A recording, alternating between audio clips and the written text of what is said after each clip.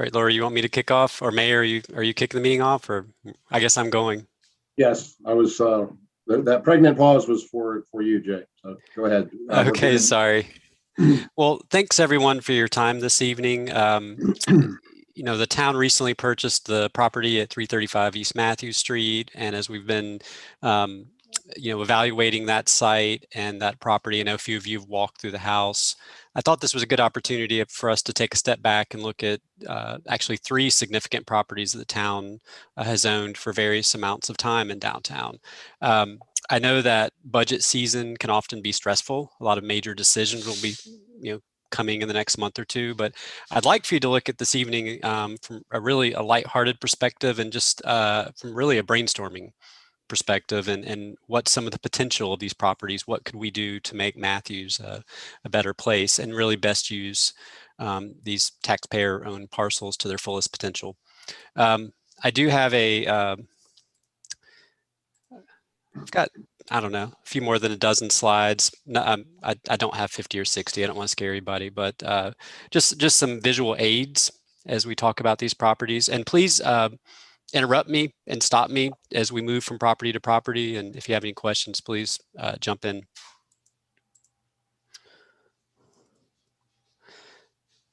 So again, we've got these three properties. How can we best utilize these taxpayer assets in the community?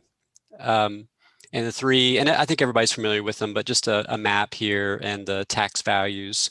Parcel A is, I guess that's what we still call the post office lot that's behind the new the future White Duck Taco that's under construction.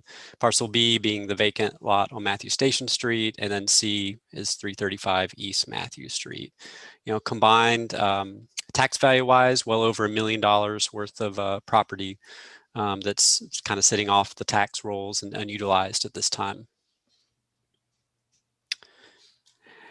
So 335 East Matthews, of course, we completed the purchase of this property, I believe earlier this year. I think it was back in January. It's about 3/4 of an acre. There is a fairly wide right-of-way along East Matthews Street, which sort of adds to the ability to sort of scheme and look at various options for how that property could develop.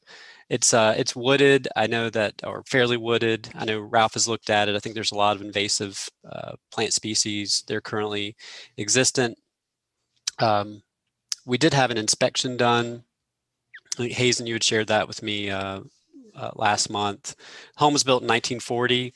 And again, I know several of you have walked through the property. It's a charming small house. However, it does have I would say, very high level of deferred maintenance. So, according to the inspection report, there are foundation issues. The property probably needs all new plumbing, electrical, new roof. So it definitely is in need of a tremendous amount of work if it were to be inhabited or used for some other purpose. I did fail to mention, of course, when you go back to the site plan, this is, of course, a prime location along the future Silver Line. So the station, as currently planned, would be up by Christopher's. So as you come down Matthews or East Matthews Street, it would cross right in front of this property. Looking at the current designs, I mean, and again, we're obviously very early on. It does not appear that this property is heavily impacted. There could be some minor right-of-way taking on the road frontage, but not a huge impact. There should be developable property left over.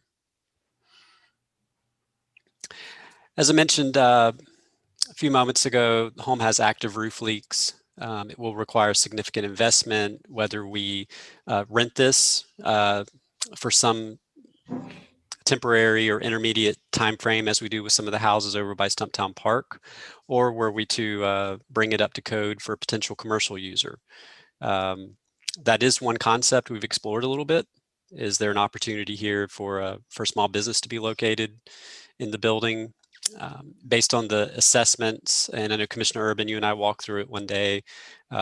It's hard to put a dollar figure on it, but maybe in excess of $100,000 to bring that structure up to code, to turn it over to a retail or commercial tenant. So what would we do with the property if it's not reused? Probably would be a a light market study, kind of test the market, what is a good use here, and potentially generate a site plan. What would fit on the property? What are some appropriate uses? What's a layout that would be fitting of this very visible property? As you know, when you come around the corner, you have KP Park, and it's a really, really visible site that a new building could really anchor that corner and become an extension of Matthews Station. It is an opportunity to, if we do consider redevelopment, it is an opportunity to expand the downtown footprint. And the E&T district, now that that's starting to be built out, it's really a very short bike ride or perhaps a 10 or 15-minute walk. So this site does provide a good opportunity to link those two individual areas of town. So visuals are always a big help. I like them. They're free. We don't have to pay someone to generate renderings. This is an image from our neighbors to the north in Davidson. This is a project called Stowe's Corner. And the reason I chose this as a visual was just to kind of get us thinking a little bit about opportunity at this site. If the building were not to be reused, what would a new structure look like? And I don't think so much now about individual uses, whether it could be retail or residential or office or lodging, really just thinking about fit in downtown Matthews. What intrigued me about this site, and sorry, I'm moving everybody's faces around so I can see the map. On the right, you see that this building is in the heart of downtown Davidson. There are residential structures nearby, but they've created a building that really anchors a key intersection. It's sort of a small Flatiron building. And the layout of this property, the shape of the property, the way Matthew Street curves along the frontage really reminded me of this property from a scale perspective. That building is probably in the neighborhood of 20 to 24,000 square feet. It has first floor retail and restaurant space, and then I believe the upper floors are office condos. Doesn't this also have a parking deck in it? That's a good point, right? Right here where you see my cursor, there is some, I think you'd call it tuck under parking. So there's not much, I would say 8 or 9 spaces. So yes, that's a good point. There's some surface parking here on the back of the site, and then there's a little bit of parking tucked under the building, but it's relatively minor, but it does reduce the amount of surface parking on the site. That was achieved on a site that is, according to Polaris, this is 0.42 acres. And we have about a 3/4 of an acre site. So it kind of gives you a good feel that this is actually a fairly large property in a downtown setting to work with. And this is just another image of some infill in a different community that sort of addresses an intersection. If the board has interest in considering this property for development or sale to a developer, I would suggest that we engage an architect or site designer to come up with a few mock-ups of site plans. What fits. Look at the shape, the topography, whether we need stormwater detention, would it be above ground, underground, and how the property would address the street, what it would look like with the light rail going through. And again, this is just an example I found that I thought laid out a vision for another community's downtown. But I'll pause there for a moment and just let you all kind of discuss this and kind of see what your thoughts are. I've talked a lot. Is this in this drawing that you got here? Is this in Canton, North Carolina? It's actually a community down in Georgia. I've found a lot of good examples of towns similar to Matthews in the Atlanta suburbs that have experienced a lot of growth, and they've also had to grow their downtowns. So there's a lot of good examples of downtown infill development. This is Roswell, Georgia. Commissioner Miller, do you have a comment? Yeah, thank you. I like the concepts and the renderings that you've shown of other examples such as Davidson. I think it would anchor that corner and enlarge Matthews Station Street or Matthews Station in general. I don't like, or I'm afraid rather, of the idea of town council and Hazen and Becky becoming landlords and for a coffee shop or a future retail use of some kind. I would support a developer, if we get some renderings and putting it out for, I think you mentioned RFPs or whatever. I would support exploring those other concepts. Great, thank you. Yeah, I've got a couple comments. I, initially was really excited about possibly saving the structure. It is very quaint, probably not overly historically important, but just a nice building of how Matthews used to look, maybe in the 40s or whatever. But after I went through the building, I have to agree that it would cost so much to bring it up to code. And then it would just be something that we're holding, as Commissioner Miller said, as leaseholders for somebody, and they may pay us $2,000 or $3,000 a month. I think it would be many, many years before we'd recoup our money. Not sure that's being good stewards of the taxpayers' money. So I think also I would prefer to have a developer look at it. I really like that Davidson project. Looks really neat. I think it might be a good fit there. Something similar.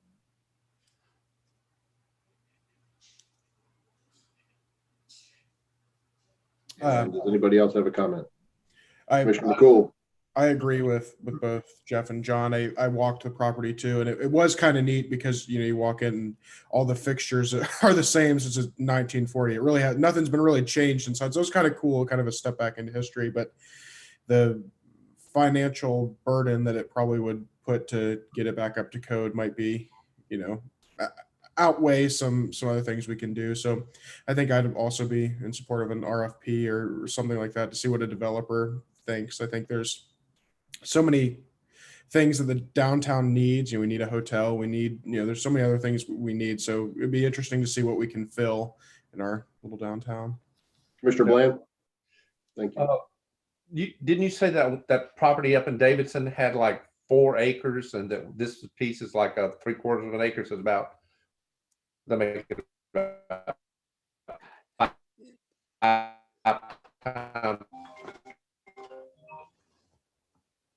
hello? You're breaking up there towards the end. I don't know. I was just wanted to see. I just wanted to see. Our piece is bigger. Yeah, Davidson's is 0.4 acres. 0.4. Oh, I thought you said it was 4 point something. I apologize. Yeah.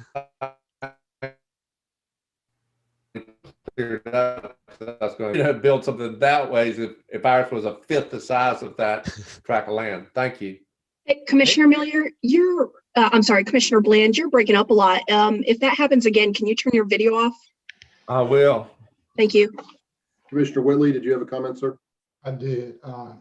I like the plan that you showed too, but I know we're looking for a parking space downtown, and that's so close to downtown, and it's something we can make a commercial building, but still give some additional parking because that's real close, especially when the rail come through there.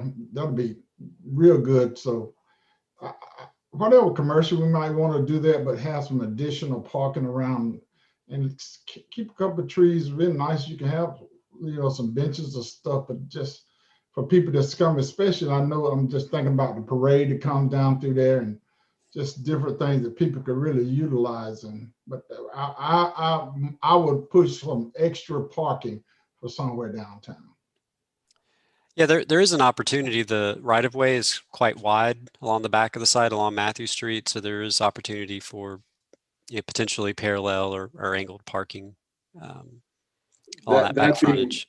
That being said, the really outstanding piece of that property is the backside because it's kind of got almost a garden type feel with some very mature hardwood trees. It'd be good if a couple of those could be saved, as Commissioner Whitley suggested, and maybe put some benches or something on the very rear of the property. Commissioner Miller, do you have a comment, sir? Yeah, I wanted to ask Jay a question. Jay, we had a consultant in our mobility study, I think it was, discuss the concept of us creating shared parking. I bring that up because across the street are two, maybe more medical buildings with, when we walked the Silver Line Trail, we were amazed at how much parking was back there that was empty. And I'm just wondering if, as a result of that, what that consultant said, we could study how much it would cost to have shared public parking behind those buildings, which is across the street from this site. Yeah, I think that's an excellent example. We recently have been out walking downtown and updating the parking counts. And I was there on a Saturday at 4 p.m. and there were two cars back there. So, but that's a really common theme. The office space on the weekends and after 5, there's a tremendous amount of parking, but no one can use it. It's private. So those are initiatives we need to put forth with those property owners.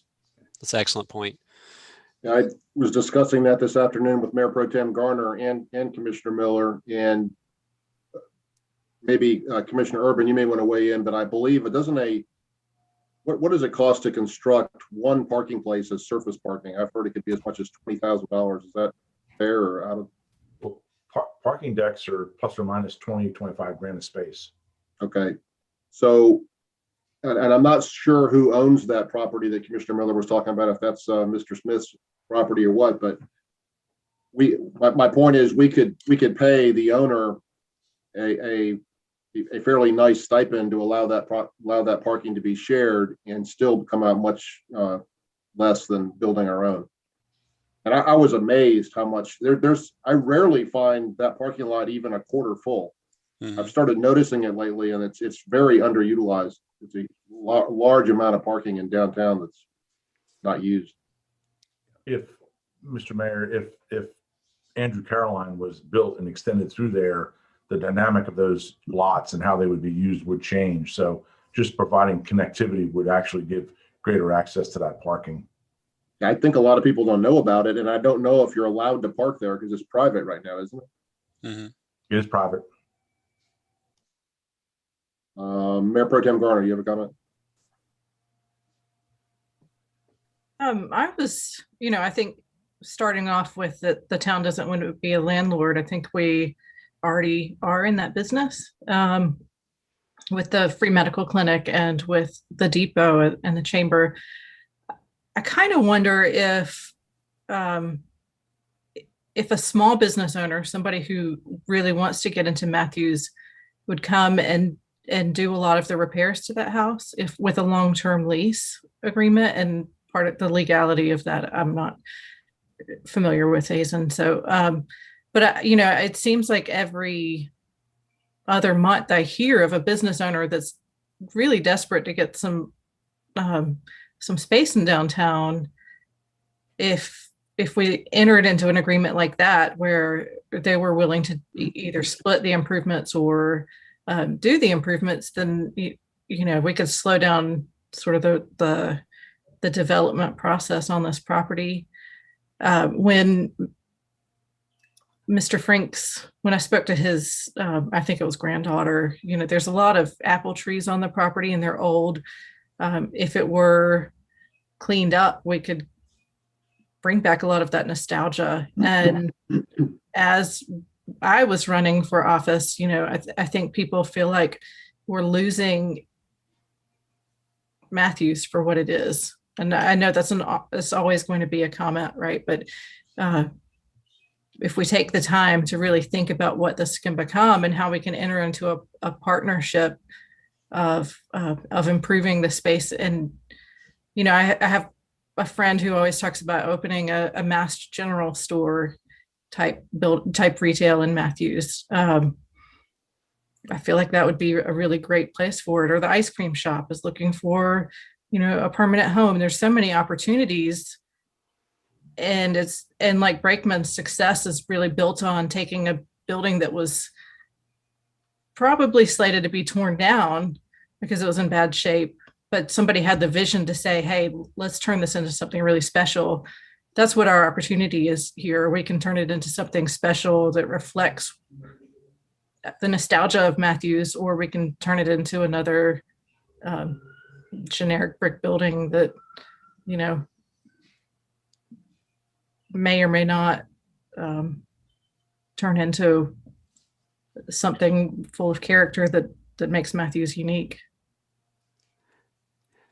So to that point, I think both you and the mayor just made some really good points. And if you think about when we have park sites that we evaluate every year at the planning conference, and Corey will have sometimes 2 or 3 iterations of layouts for how the park site could develop.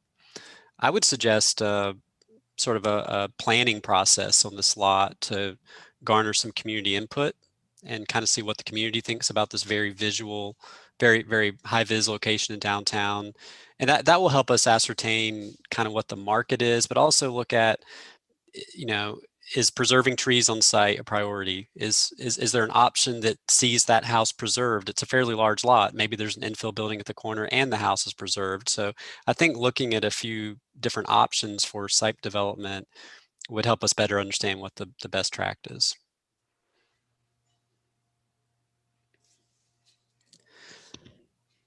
I guess my 2 cents. I have walked through the house. It is kind of dark, kind of chopped up. You know, can it be made whatever, vibrant, or whatever the right word would be? I mean, it's cleaned up the site. It's a lot of hardwood trees. There's a lot of interesting things about the site. We are in the landlord business. We also own 2 houses over there behind the park. You know, it's not our forte. I don't know if do we find somebody to manage this stuff for us? I know, it's like Corey handles those 2 out. It's very much a hodgepodge, and I wonder what kind of job we're doing to begin with.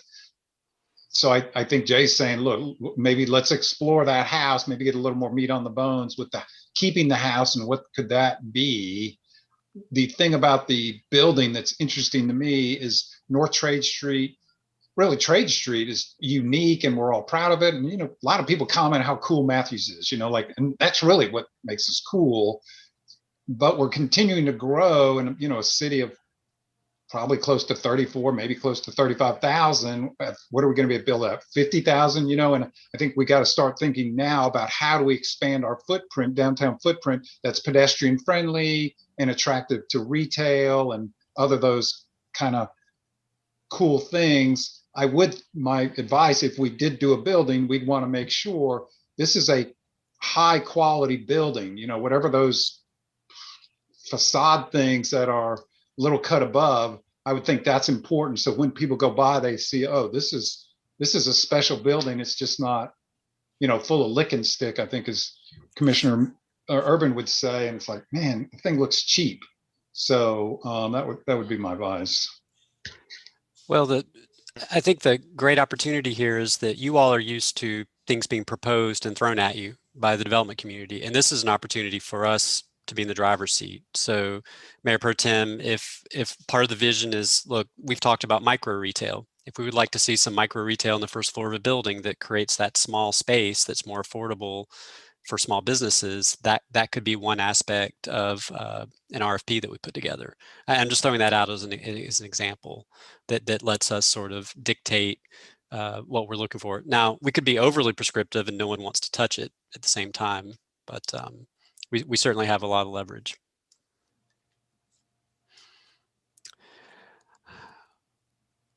All right, so I'm not hearing much opposition to exploring this further and maybe hiring someone to create some illustrative plans for us to further evaluate the property. Yeah, I think with one option being keeping the house. Great. Next, let me get back into the presentation real quick. You know, the home is skewed to one side of the property, so that's not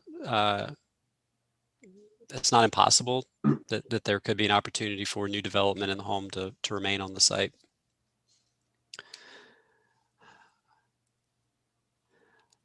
All right. Second property, I think we don't need an introduction here. I mean, the town's owned the property since Matthew Station was completed back in 2001. We've had a few hit and misses with developers that took a look at it, particularly Lat Purser, who's still officially our development partner on the property. It is 0.39 acres.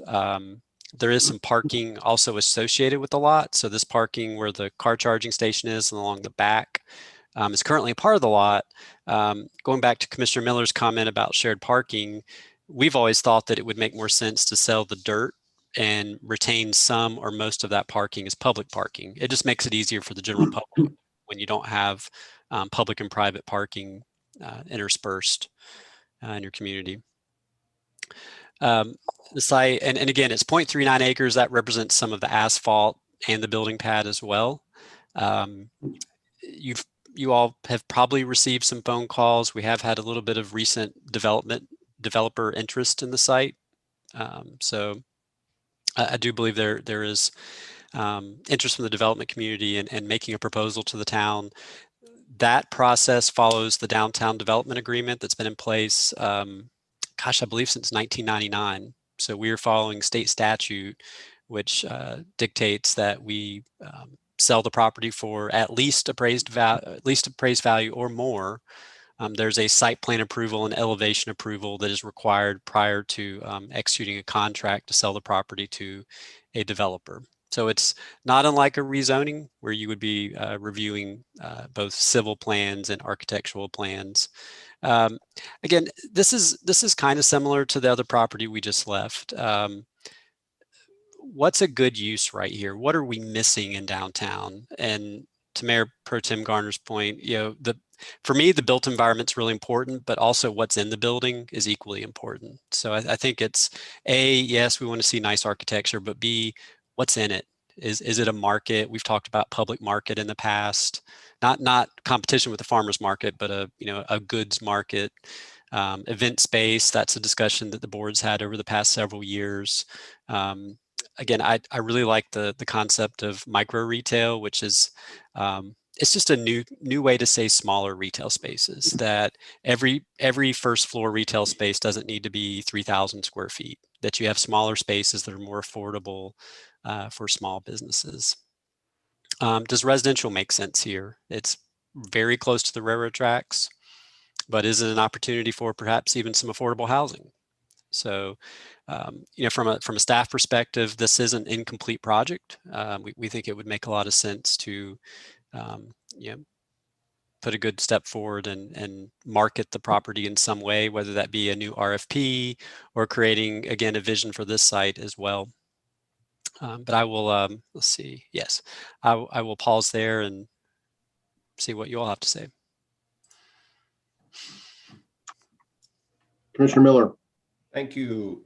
Jay, do you remember offhand what it appraised for a few years back? I do. It was $185,000 in 2015 or 16 when the appraisal was done. The recent, the tax reval, I had it in the beginning of the presentation. I think it was 237 maybe was the current tax value. Let's see. 285 is the current tax value.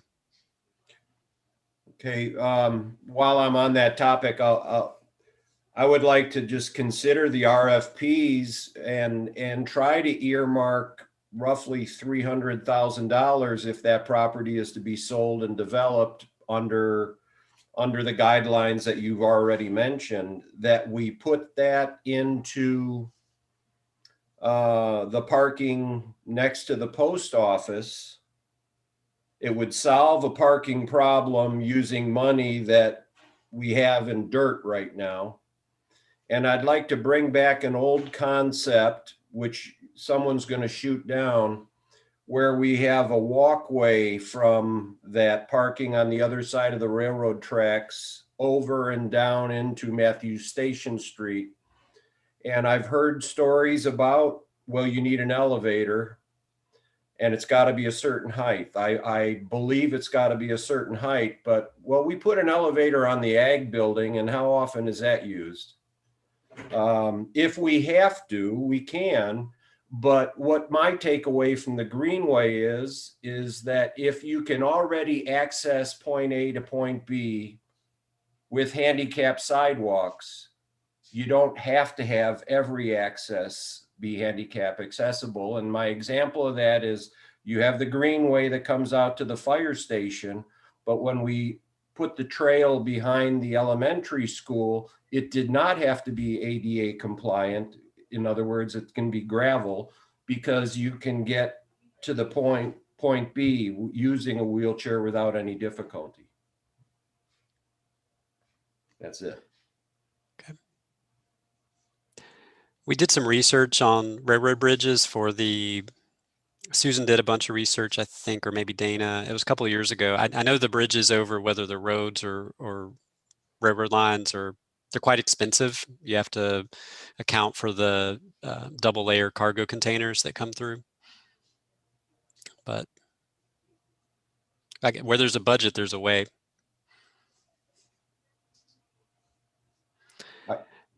I think it would add a lot to Matthews and turn negative into a positive. So we have discussed, I guess, earmarking that money, Hazen, in the past. That's been an idea that to balance the increase of new development downtown to create some parking on that. And we are going to move on to that lot here in just a moment. Yeah, I know. Does everyone want to see, or would you like to see a similar visioning process for this property? You know, we just sent out really a cold RFP, back in 2015 and said, look, we want to see a mixed use building here. Give us some ideas, development community. Would you like to see more of a process where we dictate a little more like what our vision is for the property, similar to the previous lot? Or maybe look at these in tandem since they're so close together? No? Perhaps. Two separate processes. I'm just reading yeses and nos on the screens. Okay. Isn't it the same process on two different parcels? Yeah, it could ultimately be. We have a little bit more freedom at 335 East Matthews because it's not part of the downtown development agreement. So, public-private partnerships, I don't know, Hazen, even maybe land leases, things like that. It's pretty strict how we dispose of the property through the state statute on Matthews Station Street. The only comment I'd like to make on that piece of property is we've been talking about developing it for 20 years. So I don't want to be in a rush to just do the first thing that comes along. We've waited 2 decades. Mm-hmm. So let's get it right. We've waited a long time. Let's make sure that whatever we put there is appropriate and not the first thing necessarily that is put forward. And I do think it's easy. It's amazing how time goes by. Like we'll talk about it and, Ladd will give us some, in my opinion, not a very imaginative proposal. We're not excited about it from a staff standpoint, and he never takes the next step and kind of whines about lack of parking downtown. But I watched the Thai Taste guy this afternoon park in the best parking place on Matthews Station Street, so some of his tenants are culprits in my opinion. But I do think a visioning process would be healthy to see what the community would like to see and what y'all would, so that we can take that next step instead of, because if we're not careful, we'll talk about this again in another 2 years. I do have a question, because I discussed this with another commissioner today. How prescriptive can we be as to what goes there? On Matthews Station Street? I mean, in particular, we were talking about, do we want a national chain versus something that would be more unique to Matthews? Is that appropriate for us to get that much in the weeds? Or Charlie's not here, Hazen. Prohibition on what constitutes a chain, because you can have a local chain or national chain. Well, the comment, like, for instance, I wouldn't want a McDonald's to go on that site. Right. I think that would be very inappropriate, for instance. I think as Well, part, you could go ahead, restrict Hazel. uses. You could, I did think you were talking about design, so we can be very prescriptive about design because y'all approved the site plan. You could be prescriptive about uses, but it's possible that some uses would be acceptable if it was a mom and pop's store as opposed to coming out of, Los Angeles or something like that. Well, I think most of us know, a local, well-respected community member has already proposed a certain business that is a national chain to be at least part of the development. I think it would be important to have other portions of it be more unique to Matthews. Not saying that, a portion of it being a national chain would be inappropriate, but I wouldn't want all of it to be like every other town in the US. Something unique to Matthews would be nice. Yeah, Hazen, that public-private partnership language is like 20 pages long. It doesn't seem out of bounds to me that could be tied to the sale of the property, that maybe some percentage of the first floor retail is dedicated to local or regional businesses. At least We can run it by Charlie too. Yeah. We could run this Yeah. by Charlie. I think we need to run it by the attorney to find out. Mhm. Mr. Urban. I'll be careful about what I say because I know the inside and outside of that lot very, very well. I'm sort of waiting for something better to come along. I'm not sure in 20 years the developer thought there was something better for there, they would have proposed it. Lat proposed what was best based on his pro forma, and that was like a story and a half building, which I think is a mistake. But it's all about that lot just needs to be filled up with a building. It needs to be wall-to-wall building, and it needs to be 2 or 3 stories tall, and it needs to be of an aesthetic quality that fits Matthews, and then it can be whatever it wants to be. But the key is to find a developer it's got the sort of pro forma that it can happen and make that occur. And you can say things all you want, like, well, we want micro retail and whatever, but the numbers have to work. And I guess my question would be, well, if a guy came along and said, well, I'll give you micro retail if you give me 4 floors, would someone entertain that? So, it's the property has to be a liner building, and the liner building means it holds the edge of the street, fills up the entire lot, and maximizes it as best as possible. And in return, you get the best amount of possible options, whether it's restaurant, retail, office space, or multifamily. I've said this many times before. You can go to Charleston and look at all sorts of buildings. I guarantee you don't know the density. I guarantee you don't know its former life was a restaurant or a retailer or was a single family home. That's what you have to do. I mean, you have to just begin to infill and maximize those things, and concern yourself about form, what really looks the best and how that makes it work. And it's a balancing act. So I get it. I hear it all the time. People want, oh, we need more retail downtown. Until you have more people living downtown, a retailer is going to look at the heads on bed situation and say, I'm not getting the draw guys. So we're stuck there. We're stuck right there. And I think enough of these board members have said tonight, people are looking for space and they don't have it. Well, here's a place that you can build space.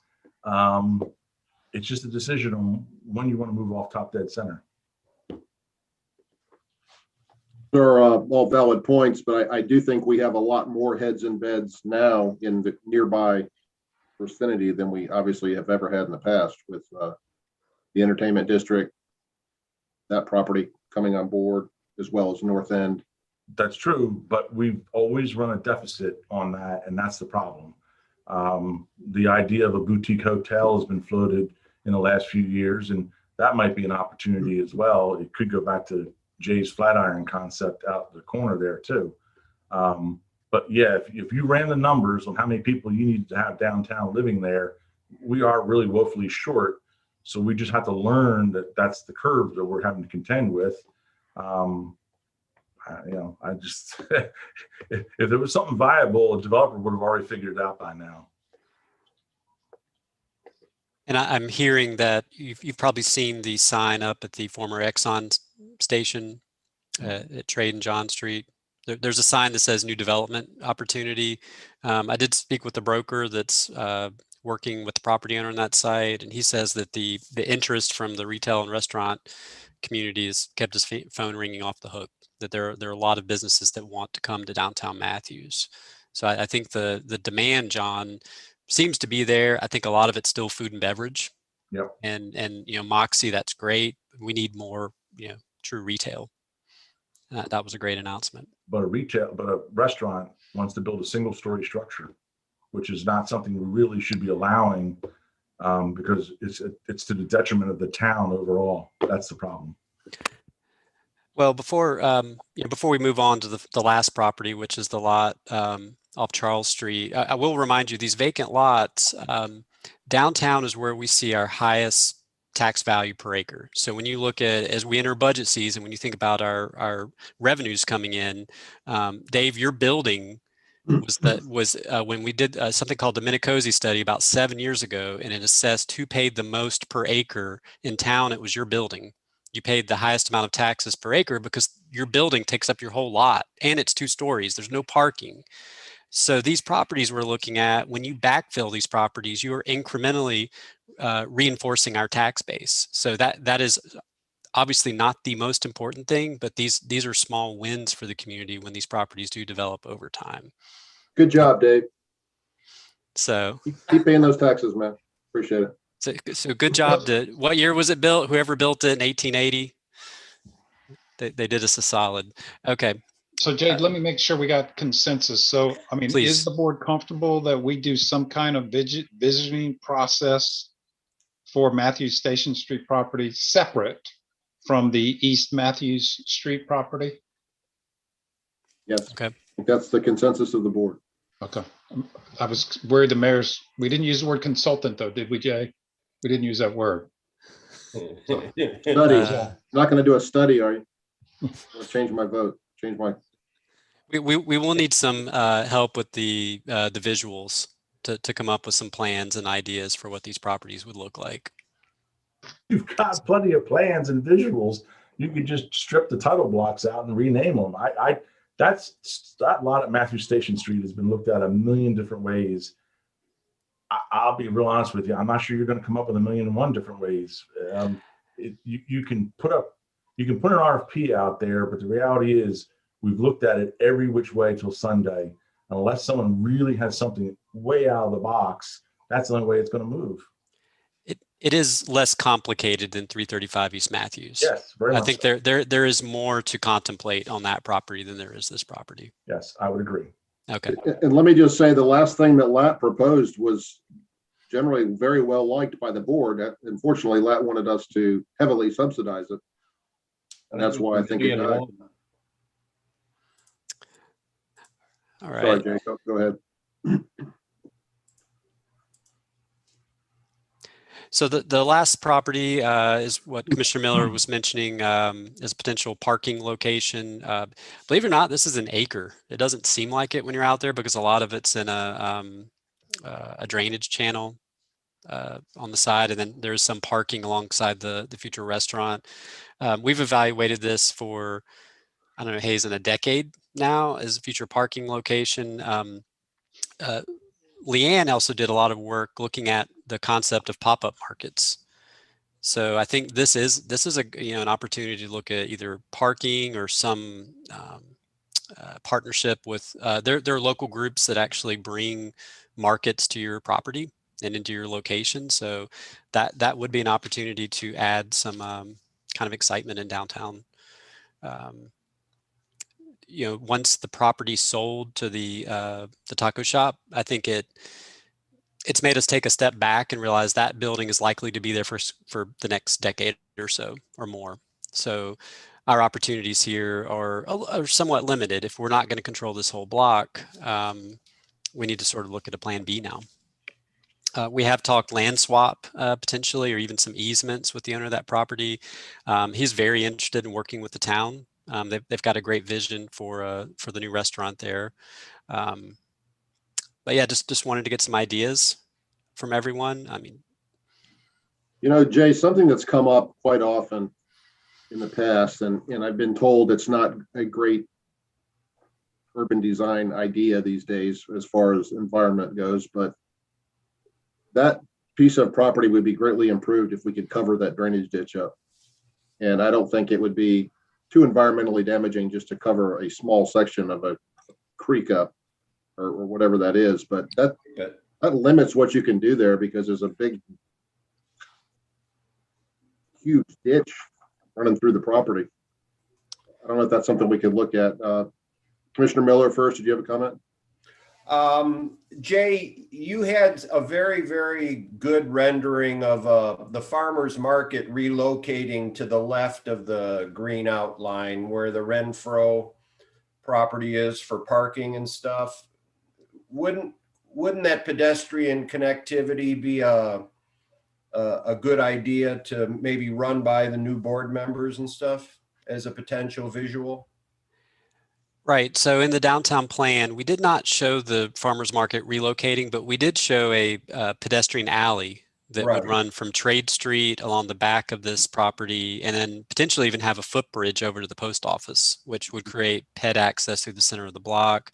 The mobility study also contemplated some connectivity, I believe, from Charles back to John Street.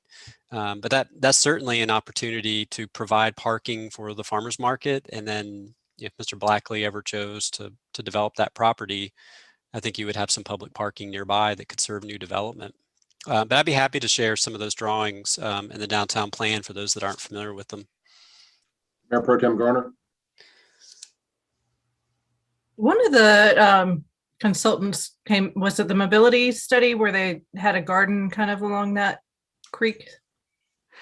I think so. So Mayor, from a contemporary perspective, I think if CJ and Susan were in the room, they would probably tell you that's not a best practice to pipe the creek. I mean, I know every situation is different. Nearest John Street, it does show up as a swim buffer. That's a no build zone for the area closest to John at the front of the site. Yeah, it's not a minor inconvenience, especially up by John Street. That's a huge, massive hole in the ground. It's surely there's something we could do to improve that, lessen the footprint at least of the Mayor Pro Tem Garner. I think if we could see that garden image, or it was like a walkway with some plantings along it, it can be, more attractive space for sure.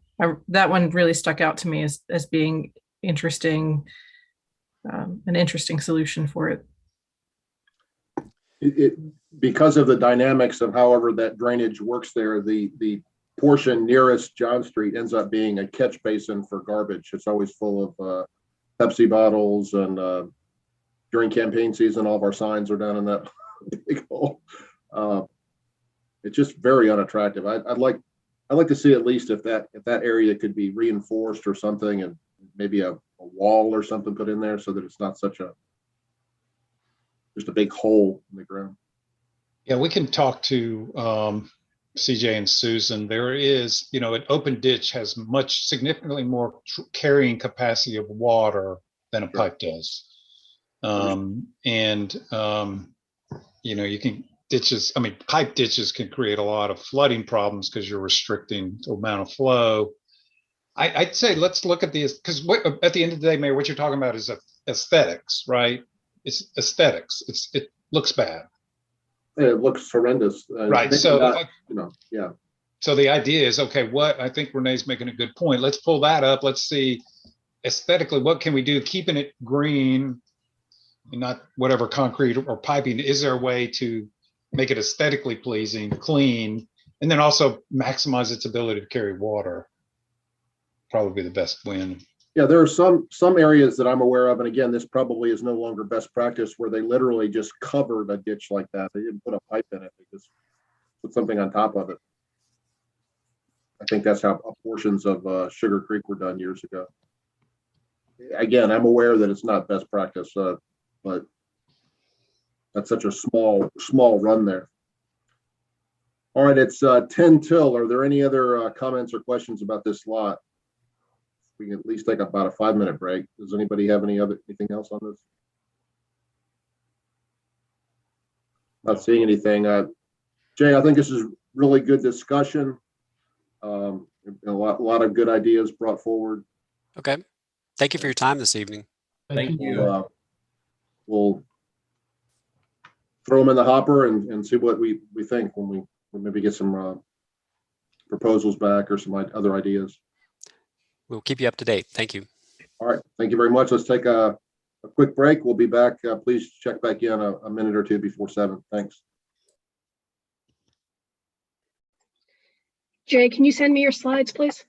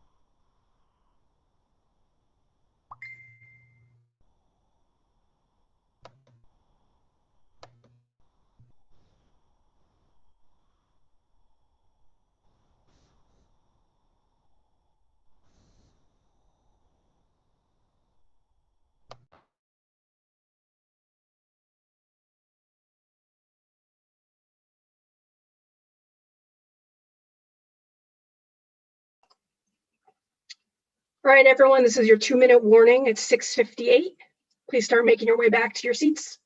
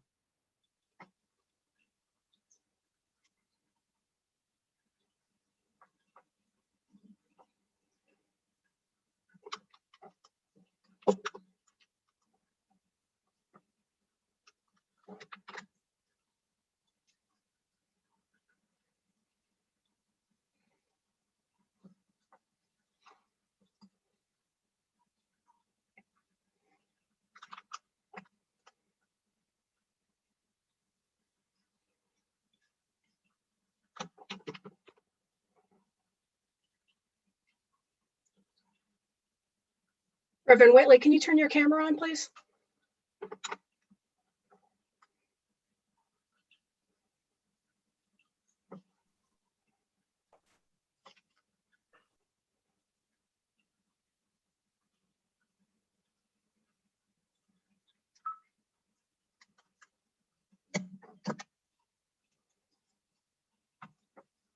All right, Mayor, it's 7 o'clock. You can begin when you're ready. Good evening. I'm Matthews Mayor John Higdon. Welcome to our April 12th Board of Commissioners meeting. I'd like to start with some introductions. Tonight we have Town Attorney Charles Buckley with us, our Planning Director Jay Camp, our Town Clerk Lori Canapino, Commissioner John Urban, Commissioner Jeff Miller, Commissioner Ken McCool, Commissioner Dave Bland, Mayor Pro Tem Renee Garner, our Communications Coordinator Maureen Keith, Assistant Town Manager Becky Hawk, Town Manager Hazen Blodgett, and Commissioner Larry Whitley. Good evening. I'd like to say that we had a meeting earlier this evening at 6 o'clock to discuss some of the properties the town owns in downtown. That was a very productive meeting. I'm going to review the rules of engagement once again. Due to the governor's COVID-19 orders, this meeting of the Matthews Board of Commissioners will be conducted remotely using the Zoom virtual meeting platform. Town of Matthews is committed to transparency and robust public participation during these challenging times. Remind everyone once again that the mayor and commissioners will vote on each item by roll call vote, meaning each member will be polled to individually state their vote for the record. They will also raise their hand or otherwise visually indicate their vote when called on. I'd like to move on to agenda item number 2, our invocation / moment of reflection. And tonight this will be offered by Mayor Pro Tem Garner. Tonight, I'd like to read a poem by Carl Sandburg. It's titled, I Am the People, the Mob. I am the people, the mob, the crowd, the mass. Do you know that all the great work of the world is done through me? I am the working man, the inventor, the maker of the world's food and clothes. I am the audience that witnesses history. The Napoleons come from me and the Lincolns. They die, and then I send forth more Napoleons and Lincolns. I am the seed ground. I am the prairie that will stand for much plowing. Terrible storms pass over me. I forget. The best of me is sucked out and wasted. I forget. Everything but death comes to me and makes me work and give up what I have, and I forget. Sometimes I growl, shake myself, and spatter a few red drops for history to remember. Then I forget. When I, the people, learn to remember, when I, the people, use the lessons of yesterday and no longer forget who robbed me last year, who played me for a fool, then there will be no speaker in all the world say the name, the people, with any fleck of a sneer in his voice or any far-off smile of derision. The mob, the crowd, the mass will arrive then. Thank you, Mayor Pro Tem Garner. Those are some very powerful words. We were I was speaking with staff earlier this week, and we're talking about Carl Sandburg's home site in Flat Rock, North Carolina, which is a very beautiful place to visit if you ever get an opportunity. Please join me in agenda item number 3, the Pledge of Allegiance. Excuse me. I pledge allegiance to the flag of the United States of America and to the republic for which it stands, one nation, under God, indivisible, with liberty and justice for all. Thank you. Now move on to receiving an update on COVID-19 from our Emergency Operations Center Commander, Rob Kinnenberg. Rob, welcome, sir. Good evening, Mayor and council members. We still continue to work on COVID, 375 days into it. Currently, across Mecklenburg County, we've had 104,976 cases, unfortunately 925 deaths, and we currently have 13 clusters in outbreak status across the town. We currently have, or across the county, excuse me. We currently have 73 residents in isolation and 68 locations across town. We are seeing a slight increase over the last 2 weeks. The number of cases increased about 5%, and the number of deaths has increased about 2%, which is better than we had anticipated. Mecklenburg County continues to hold steady on most of the key metrics. The 7-day new case average is 235, and the positivity rate is 6.8%, all up slightly over 2 weeks. The number of patients hospitalized and those on ventilators remain steady and well within the hospital system's ability to manage. Governor Cooper did relax many of the restrictions with Executive Order 204 on March 26th. He established a 3-tier occupancy policy. Retail and salons can have 100% occupancy if they maintain 6-foot social distancing. Dining, breweries, fitness facilities can have 75% indoors and 100% outdoors if they maintain 6-foot social distancing. And bars, lounges, meeting spaces, arenas, and theaters can have 75% indoors and 100% outdoors, again, if they maintain 6-foot social distancing. Overnight alcohol sales restrictions were lifted. Indoor amusements were subject to the 75% and 6-foot. Mass gatherings were increased to 50 indoors and 100 outdoors. Social distancing and personal hygiene protocols are still in place. Face coverings are still required in all public indoor settings if there are non-household members present, and outdoors when you're not able to maintain social distancing from non-household members. The number of people being tested for COVID continues to decline across the county. We are still concerned about the variants, and diligence remains the watchword. We are currently under what's called Group 5 eligibility, which basically makes anyone over the age of 16 eligible for the vaccine. Matthews completed a very successful 2-part vaccination event March 30th with about 400 people vaccinated. Unfortunately, across the county, we are entering a cycle where people are vaccine shopping, making appointments and finding better ones and failing to cancel. So all the clinics have a high number of no-shows. We have had conversations with the health department about more Matthews area clinics, but right now supply is outstripping demand. Public vaccination efforts do continue. We've entered a home vaccination phase through the health department. Currently, 27% of Mecklenburg County residents are partially vaccinated and 18% are fully vaccinated. And we expect about 50% are receptive to getting the shot. So we've still got a lot of holdouts. So that is the end of my report. I'll entertain any questions you might have. Any questions for Chief Kinneberg? Mayor Pro Tem Garner.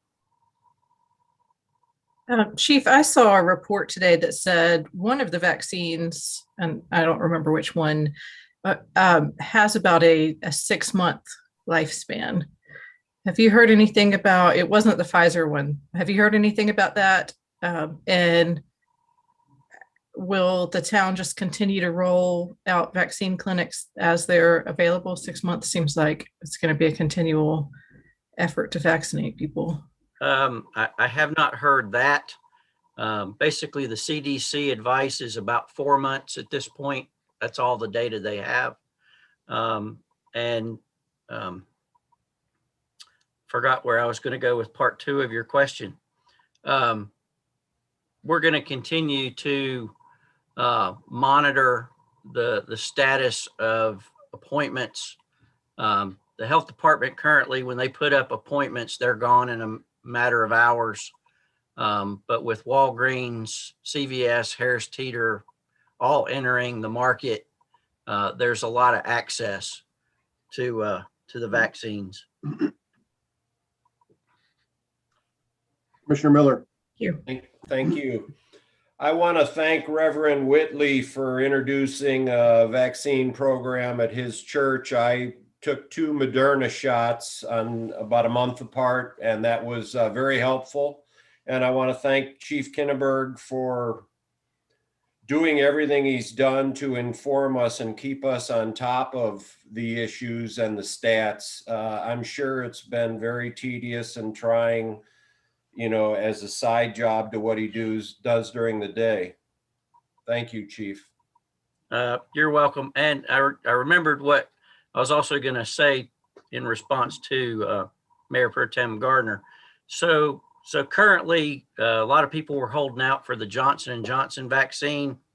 Anecdotally, we were told that people who get the Johnson & Johnson can expect to feel like they have the flu for about 3 days. The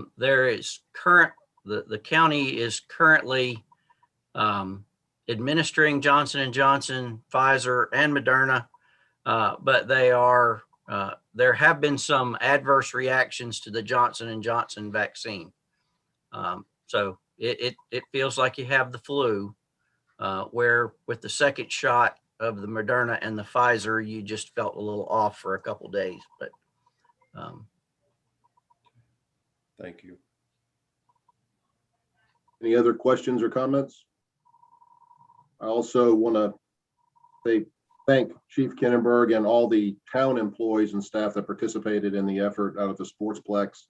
I got my second shot there on March 30th, and it was run exceptionally well, very professional, and just a fantastic job by everyone. So I want to give them all a shout out and urge those that are hesitant to get the vaccine to do it. The only way we're going to get herd immunity is by getting a majority of folks vaccinated. So I hope you will consider doing it if you haven't already. We will move on to the next agenda item, number 5. Are there any items to be added to the agenda tonight, Mr. Manager? No, sir, Mr. Mayor. Lori, do we have anybody signed up for public comment?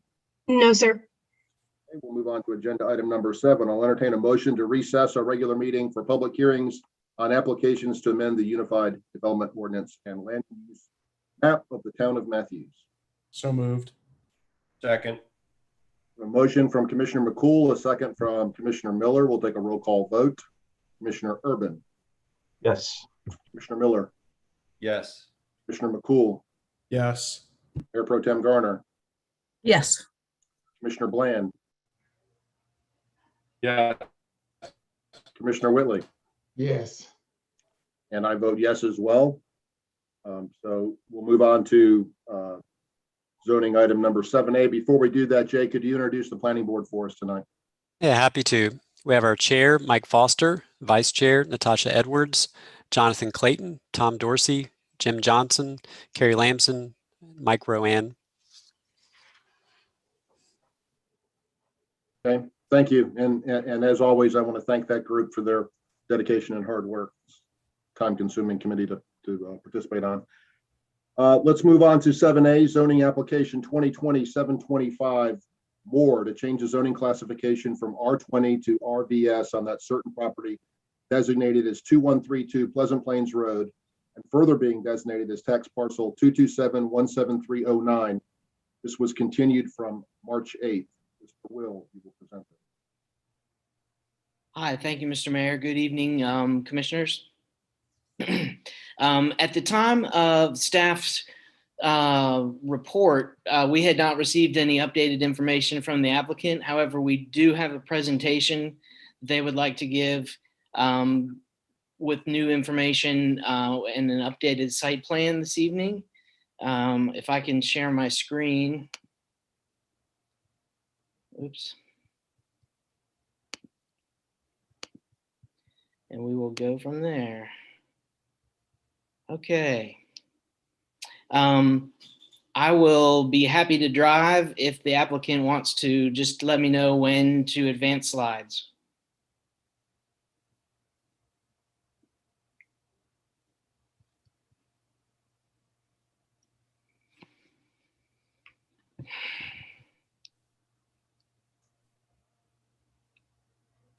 Chris or Brian, are you there?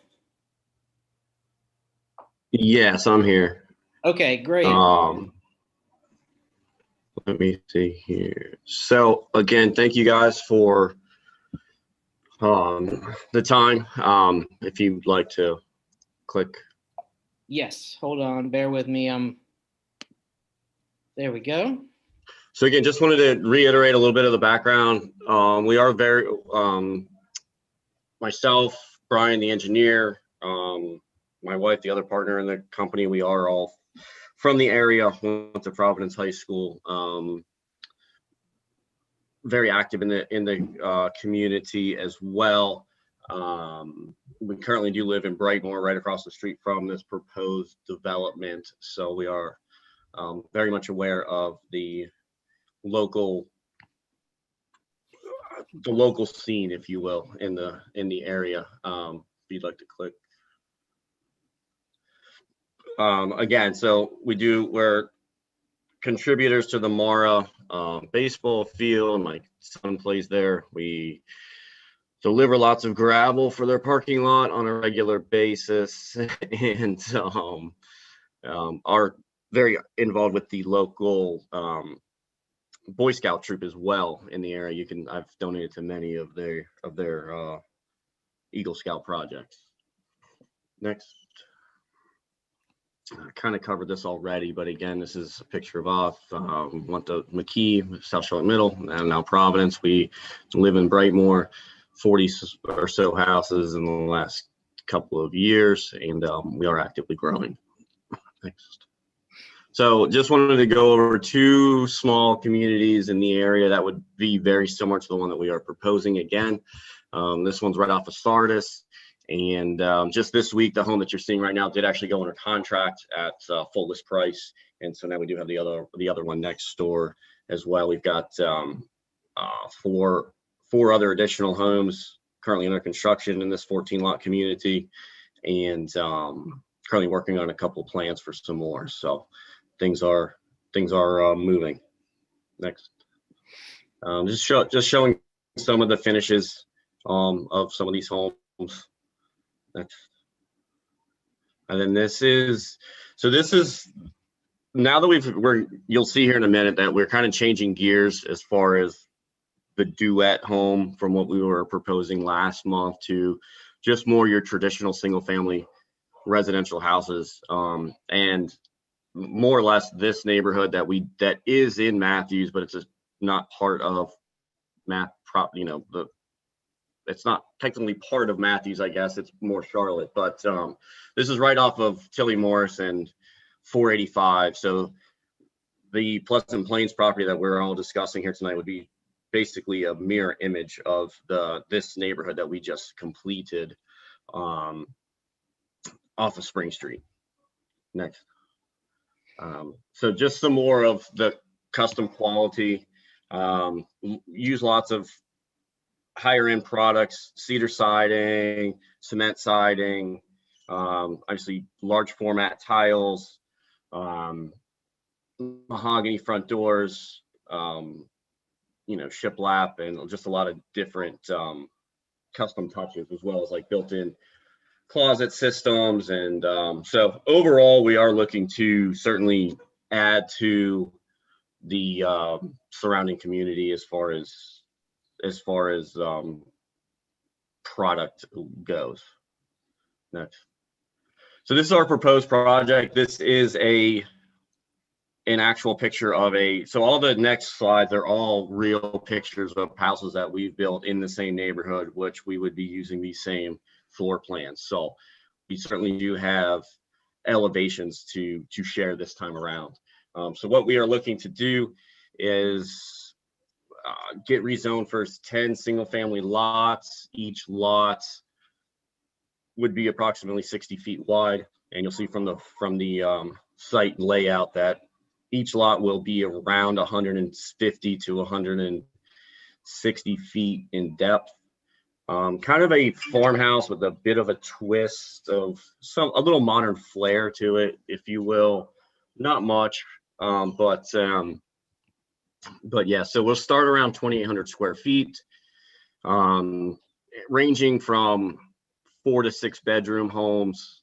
The 6 bedroom is really more of like 2 offices. So there's only 1 floor plan that we have that, but mostly 4 to 5 type bedrooms. So 2-car garages, back patio, again, cement siding, natural cedar accents, metal roof, stone accents. Yeah, so that's next. So this is the new site plan. As before, I'm not sure if you guys remember last month, we had 8 lots, 8 duets on here. So we are actually taking down our roof.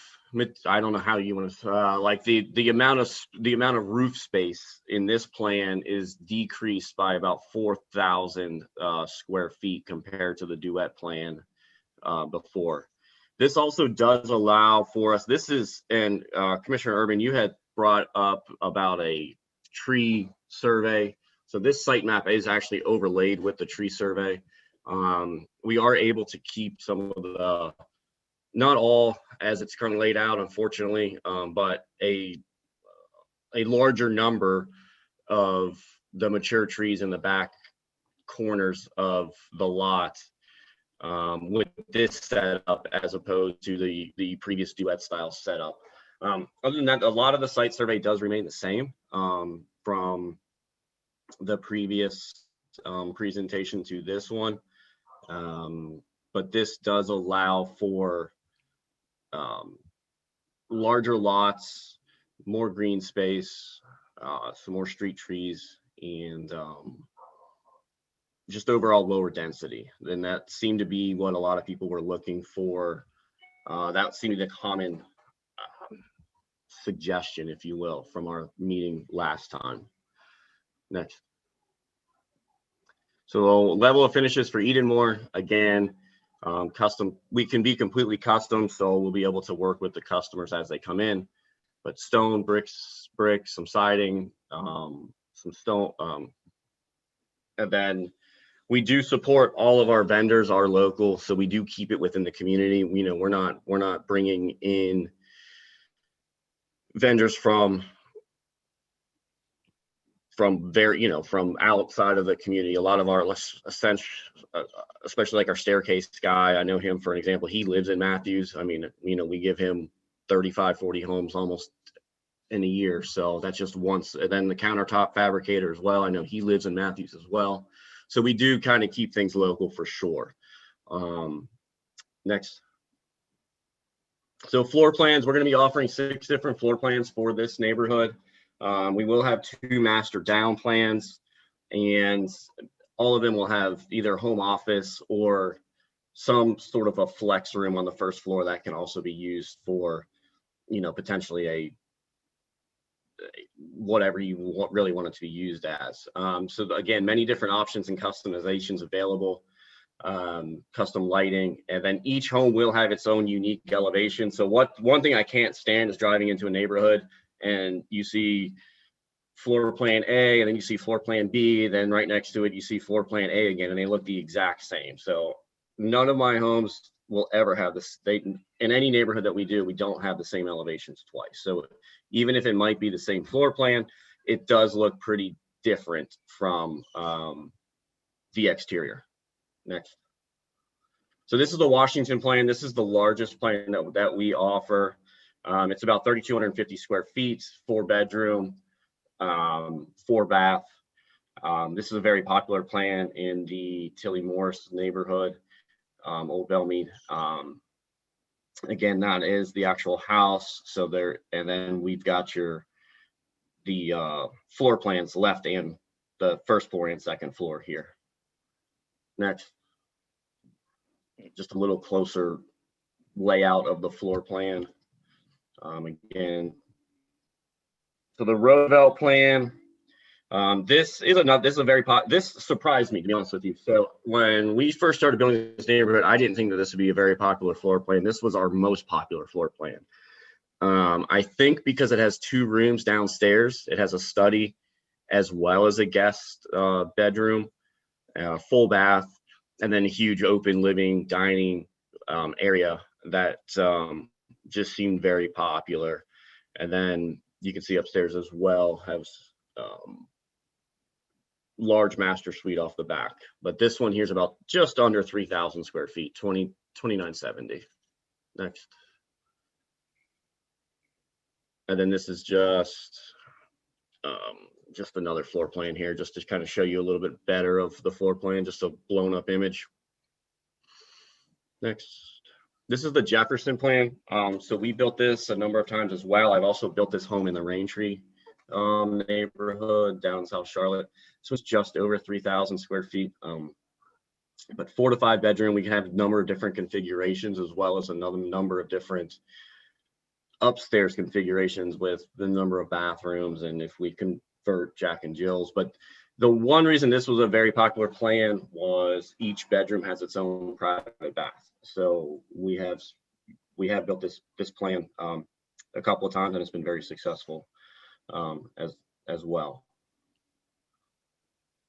Again, just a little bit closer image of the floor plan there. And this is the Liberty plan. So this one, again, right around 3,000 square feet. This one has a bed, an office, and a guest bedroom downstairs. We always build this. We've never not built this plan without the powder room. Everyone always chooses the full bath downstairs option. So with the guest and an office downstairs, again, nice big living room, kitchen area, the deck off the back, and then 4 bedrooms upstairs with 3 full baths as well. Next, same as the others. And then these are just the other 2 with the master down. I just did not get the floor plans back in time, but similar size, similar layouts. These pictures that we're showing right now are actually of the master down plan that we've built before. So that's why I threw these ones in there, just so we can at least see some pictures of the master down plan. But this would be very similar finishes. Again, all real wood flooring and solid stairs, and like we said before 5 times already, nice countertops, nice upper end cabinetry, stuff such as that. Next. Just some more pictures. This is actually the Washington plan. This was the first plan that we went over. This is the kitchen of it. Next. And then this is the Jefferson plan. Some more, just showing the open island, corner fireplace. Next, just some more pictures there. And that is that. So at this time, if you guys have any more questions, concerns, comments, I'll let you go from here. Thank you, Mr. Goodwin. Do we have any questions from the board?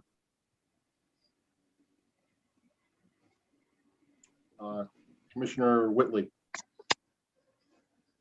Thank you, Chris. Chris, what's the price of these houses? Do they stay pretty high, or what's the price range with these new design? Yeah, so we're going to be bringing it down because we decided that that wasn't the price point that was desired in the area, but these will still be lower to mid fives, and that's just where we got to be with the cost of the land. I mean, it just doesn't make sense otherwise. All right, thank you. Any other questions? Mayor Pro Tem Garner. I guess I have a question about the process. So I can appreciate the coming down in density and a different approach, but I wonder how that works with public input, because we haven't seen the plans before tonight. I don't know that many of the neighbors know to tune in and to see what's going on. So how does that work? Well, if I could step in, basically that's what the purpose of this hearing is tonight. It's still the public hearing. But it is different than what was presented to the neighborhood at their neighborhood meeting, I'm sure. Jay, do you have a comment on that? No, this is not unusual to have a project that undergoes some changes throughout the process. We did keep well, I haven't driven by recently. The rezoning sign should still be out to notify the public, and they should have had an updated public hearing date listed on them. But this is different from what was shared at the community meeting, for sure. I believe we have one person signed up for public comment, at least, Lori. Yes, that's correct. Okay. Are there any questions? Okay, Commissioner Urban. I'm going to give Mr. Chris the benefit of the doubt on this process. Jay and Rob know where I'm going to go with this. We're getting this information at 7:30 p.m. and I'm hoping that staff apprised the petitioner to turn materials in a timely fashion for us to review and comment on. So unfortunately, now that I've seen it, I need to get hard copies or something uploaded to the web so we can look at it. And so I really won't have comments until we come back and meet again, because I can't react to this immediately. I see plan changes, I see density changes, I see house elevations, et cetera, et cetera. I think it's probably moving in the right direction.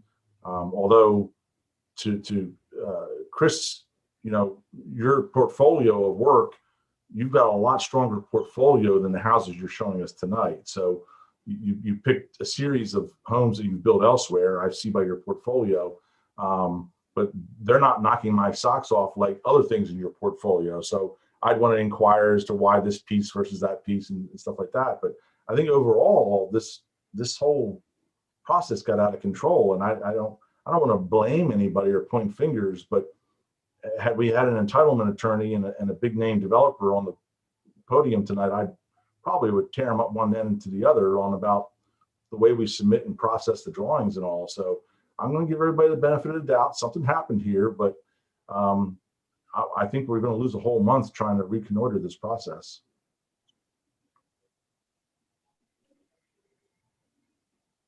Commissioner Miller. Thank you. Chris, I just have a simple question. If Rob, you can pull up the slide that has the Liberty plan on it, just the front elevation. It's not a big deal, but the frontal elevation of the Liberty looks a little bit what I would call stark. Everything is white and it looks like it's got 4x4s holding up the portico or whatever you would call that entryway. And there are no shutters. My question really revolves around shutters and color scheme. Is that appears somewhat bland to me for a house in that price point. Am I wrong? Go ahead and tell me I'm wrong. You want my honest opinion? Yeah. This is, so first, those are 8x8 cedar columns, so they're not 4x4s. So the scale might be a little off, but those are true 8x8 stained cedar columns.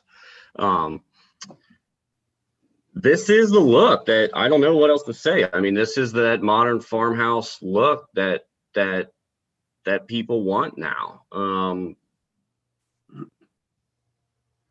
Well, I'm not very smart about these things, but I thought farmhouse had more vertical lines, and maybe those pillars would be rocked out halfway and tapered or something. So I've had more people. You can go to some of the other stations too. So like that home, for instance, right there, just to give you an example, Jefferson, it looks a lot like the same. I get it. But I mean, we had 15 people day one trying to get into that house. So, I mean, that was a popular one there. If you go back up to, so those are the rock columns you're talking about right there. We do offer that. I mean, you'll see in the options, it says stone accents on all of these. It was just that particular person didn't choose to have the stone accents below the cedar columns in the Liberty plan. That's not saying that we're not doing it. We would offer it on every house has the ability to do a rock column such as this. Okay, thank you. Commissioner McCool.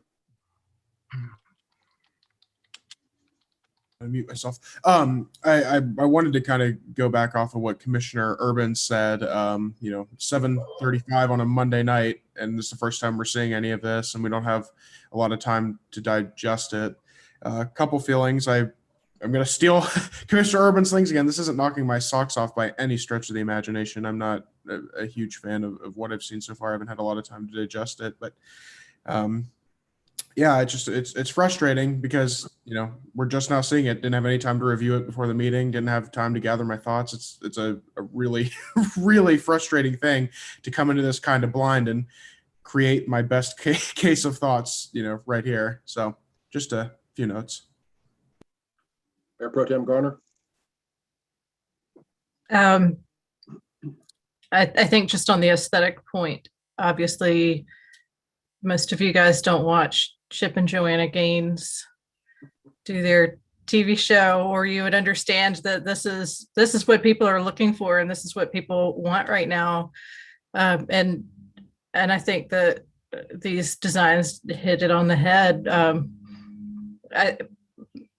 But what Commissioner McCool and Commissioner Urban said, it's hard to engage in a public process when our first look at these is during the meeting. I can appreciate the aesthetics, and I can see that people will want to buy these houses. I just wonder, and what I guess what I was getting to before is how do we do this on, tonight's the public hearing, and then the next time we get together to talk about this project will be the night that we vote on it. And I feel like there's not quite enough time for proper feedback and for community input. And, I just don't think people read the rezoning signs. They want a community meeting that's with the developer, or at least that opportunity. I will give my 2 cents worth. I unfortunately do watch Chip and Joanna Gaines because I'm married. And my wife enjoys watching that show quite a bit. I think this is a great improvement over what was offered first. I do share the frustration that this is the first time we're seeing them right now, but I like what I'm seeing. Mr. Copeland, I have seen your work elsewhere, and it's very high quality. I kind of like what you're showing. I think this looks pretty good. I wish we would have had these drawings and elevations a little earlier. Are there any comments or questions from the planning board? Mr. Foster.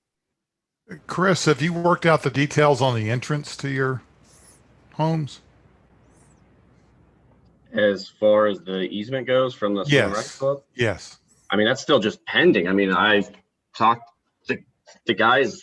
I mean, they're ready to get going on it. I mean, we've talked to them a number of times. But again, like Commissioner McCool said last time, he wants to see an easement there. Well, me and the other owner are both in agreement. Why would we go through and get an easement when we don't know if this is going to be approved yet? And then he's stuck with an easement on his property that doesn't do anything. So again, at this point, I guess it's just a handshake, but I mean, it's a pretty darn good handshake knowing that he is going to get now 10 new members to his club and at any given time. Plus we're going to, repave the section of his front entryway and kind of spruce up that whole entryway there. So it's a symbiotic relationship, if you will, right there. Anyone else on the planning board have a question? Comment? Anybody else on the town board? Laura, we do have someone signed up for public comment. Yes, we do. We have David Rakel signed up to speak. He was going to listen to the presentation and then decide if he actually wanted to speak. So, Mr. Rakel, you can let us know if you do want to make comments. Hi, thanks very much. I appreciate the opportunity and I appreciate what the commissioners have just said. I was sort of blown away. I think we're moving in the right direction. The issue was density. I'm a neighbor on Fair Forest Drive. The issue was density. We're moving to less dense. We're taking one single family home and building 10. That still feels pretty dense to me. This is a non-deeded property, but it's adjacent to Fair Forest, which is all deeded. And we have fairly large lots and we like it that way. So our neighbors are I'm gonna have a neighbor with 10 units, basically adjoining my property. Not thrilled by that, but I'm certainly happier than having 16 units. I did attend the February community meeting. I talked to Chris. I begged for elevations. We didn't get anything. We got that picture in March that was pretty lackluster. And then we get blown away with a new decision in April. So I'm curious as what the heck's gonna happen in May. I would like to see the rear elevations of these properties because I suspect if you guys aren't blown away by the fronts, you'll be less blown away by the backs. And the backs are going to be what the neighbors see. And so I would like your support in seeing more from this project before you say go. And again, I agree with Pro Tem Gardner. The reality is the neighborhood hasn't had a chance to see this. Okay, we had a meeting in February and we talked about tandem homes. So I think he has to start the clock all over again. I don't think this is the community meeting, guys. I think you have to start all over. Okay, so those are my 2 cents. Thank you. Thank you, Mr. Rakel. Mr. Buckley, do you want to weigh in on those comments? Well, the purpose of the public hearing is to give the public a visual of what it is that's going to be ultimately voted on. And that's happened. Admittedly, the first part of this public hearing did not, but it was continued. And so it was incumbent upon the public to come and see tonight what was being presented or to tune in and then hear it. And so, but it goes to the planning board.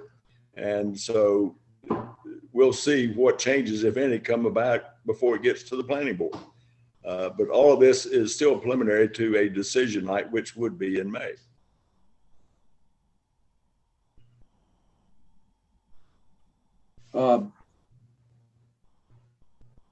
Would it be appropriate to ask Mr. Goodwin to have another meeting with the neighbors? Could we suggest that? Well, the board could suggest it, but it would not be mandatory. But it certainly would be something that the board could suggest and take into consideration ultimately. I think that'd be a good idea based on at least one neighbor's comments that we heard tonight to maybe reshare your vision, Mr. Goodwin. I think you've got a pretty good product going there. This will be going to the planning board. Are there any other comments before we wrap this one up? All right, seeing none, I will remind that the public also has 24 hours to submit comments by email to matthews@matthewsnc.gov or by phone at 704-708-1222. That's matthews@matthewsnc.gov,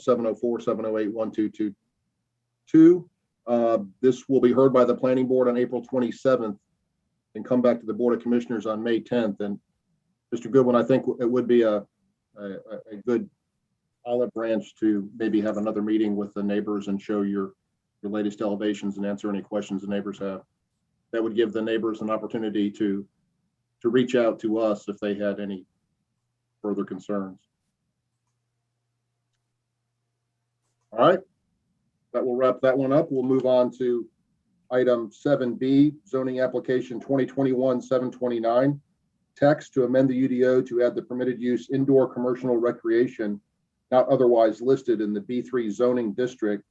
Rob, you're up again. All right, great, thank you. I'm going to go ahead and share my screen.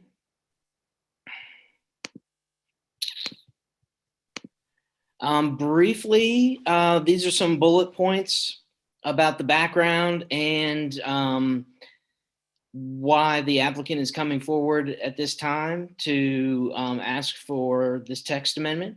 The applicant is Interpeaks. They're located on Independence Point Parkway, and they are looking to add indoor commercial recreation not otherwise listed as a permitted use in the B3 zoning district. So as a climbing gym, Interpeaks falls under this category, indoor commercial recreation not otherwise listed, since we don't have climbing gym specifically called out in our table of uses. They're currently zoned B1 SCD, but as part of their future plans, they are going to be requesting a rezoning to B3 in order to increase the height of a portion of the building for a taller climbing experience.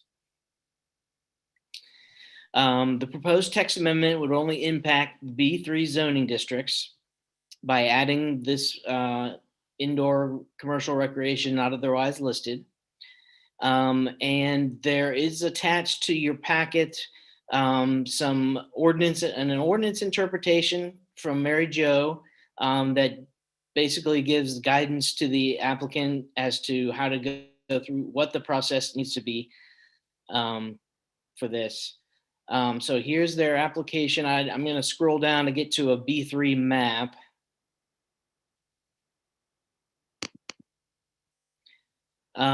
So the areas in sort of light purple are the areas that are currently zoned B3. There's one down here too. And these are all B3 conditional districts. And so as you can see, we don't have that much B3 zoning currently in the town of Matthews. And this is the ordinance interpretation, and my computer is having a glitch. So, but in a nutshell, this will be a two-stage process. This is the first stage in terms of adding the use to the B3 zoning district. The applicants are here and they have a presentation, but I'd be happy to take any questions that the board may have at this time. Mr. Miller. How tall will the building be? They're looking to expand it. How many further feet would they expand, and what would be the total height? That's a great question. And I believe as a part of their presentation, they will be able to answer that question. Okay, thank you. Any other questions from the elected officials or the planning board? Commissioner Urban. Rob, I remember this debate with Mary Jo, and I think I met with the petitioner as well. it kind of dovetails into Jeff's question, but I guess have you thought about, let's say this text amendment gets approved. I guess I'd want to define what indoor recreational activities are, meaning could a multifamily project build something in the B3CD or an office project and decide they want to provide recreational activities like a climbing wall and do the same thing? So that'd be my first question. So then everybody's got these towers. Then the next question would be has there been any thought about, is there a limitation of the percentage of the popped up area? Meaning, let's say the footprint is 100 foot by 100 foot in the main footprint. Are they allowed to take the 100 by 100 all the way up? Or is it just a percentage of where the recreational equipment is? Or are we beginning to fine tune or thinking about fine tuning those limitations in the text that doesn't allow someone just to jack the whole building up and say, well, this is my indoor recreational area? Okay, I'm gonna address the second question first. In the B3 zoning district, it's sort of a graduated setback situation. I saw that. Okay. So you have to increase your setbacks if you increase the height. Then to answer your first question, this is a principal use. And I think that I think what you were maybe talking about were accessory uses to something like a multifamily development.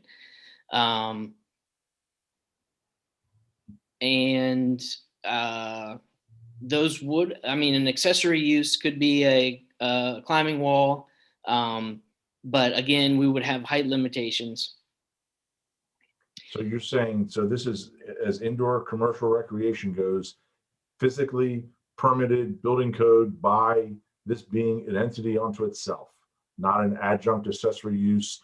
Someone builds a building and leases a part of it because he wants his employees to rock climb. Yes, sir. Okay.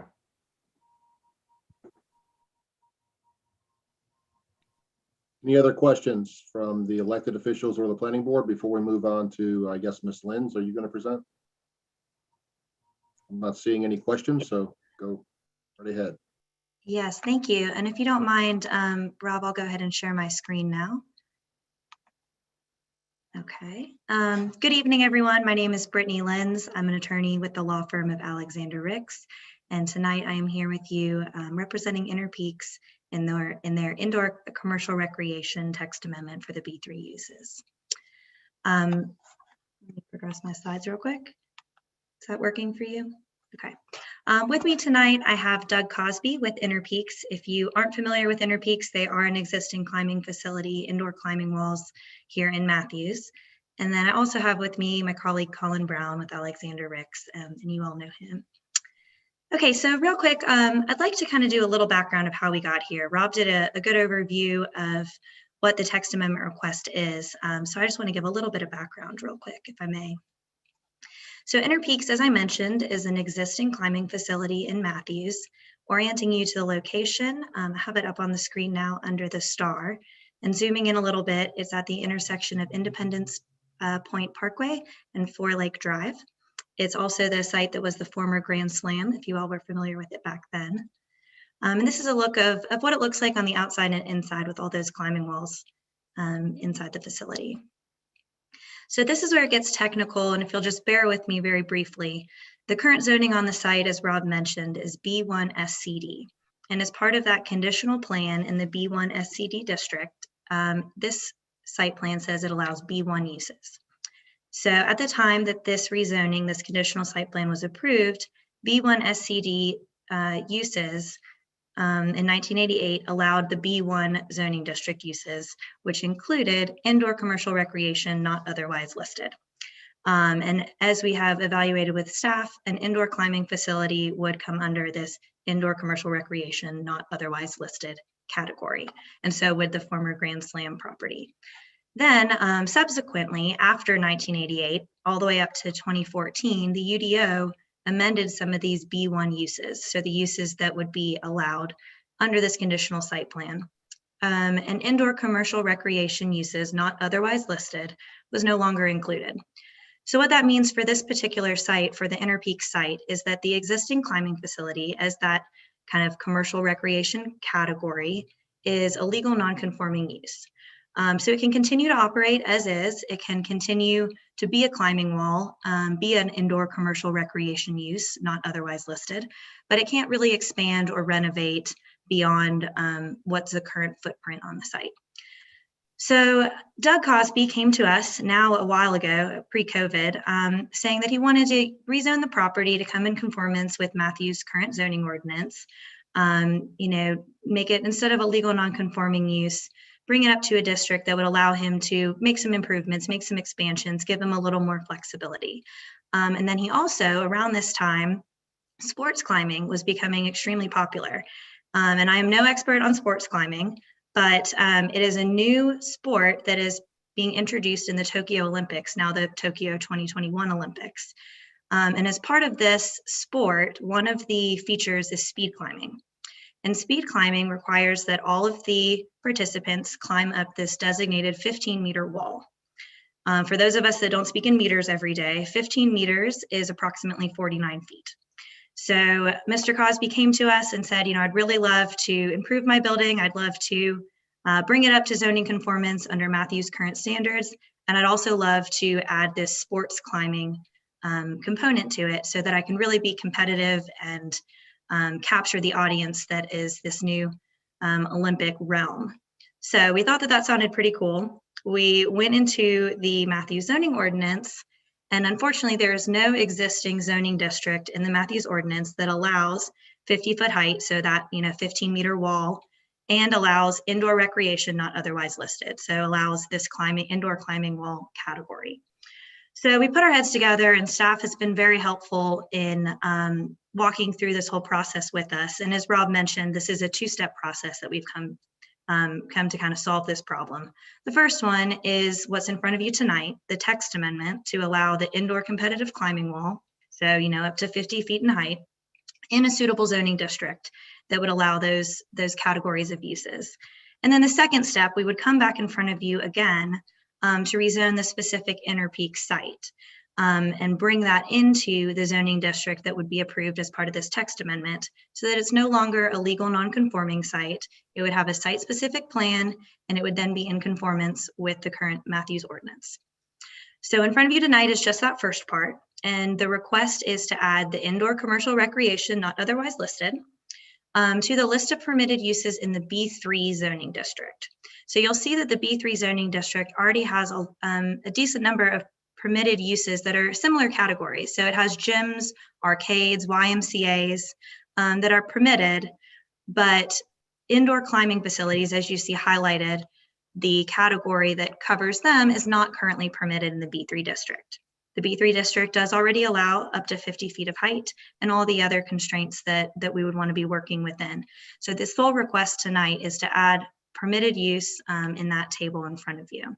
And we'd be happy to, Mr. Urban, and some of the comments we've had, we'd be happy to evaluate limiting this a little more if we need to kind of fit the needs of this site. So B3, in talking with staff, we really felt that B3 was an appropriate district since it has a very limited applicability. As Rob mentioned, there really is only a handful of B3 zoning districts in Matthews, and they are all conditional districts.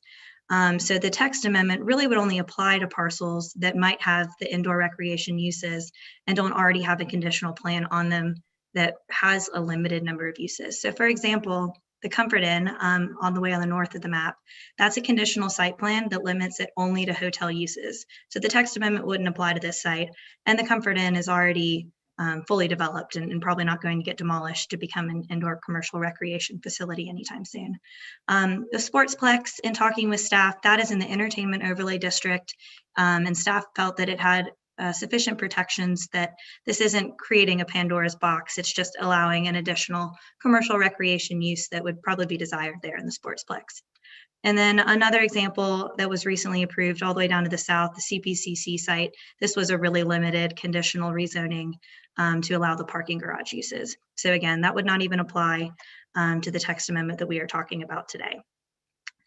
And then this is just a little teaser. This is not necessarily something up for discussion tonight, but just kind of so that you can start to get familiar with what the second step of this process would be, is us coming back to you specifically for the Inner Peaks site to request this B3 zoning that would be a conditional plan. And this just shows you some images of what we're thinking of, is adding that little upcropping to allow the competitive sports climbing as an increased height for the building, but otherwise keeping the existing building and continuing the existing uses on the site. So at this point, I'm sorry. I just wanted to point out to Councilor that this amendment tonight is not site specific, and they should not be considering anything other than the B3 zoning districts and not any site specific future plan. Yes, exactly. Thank you. Thank you for that clarification. I just wanted to give a little bit of context for the future, but that is completely correct. So at this point, I will pause and see if my colleague Colin or Doug, if you have anything that you would like to add, and if not, be happy to open it up to questions.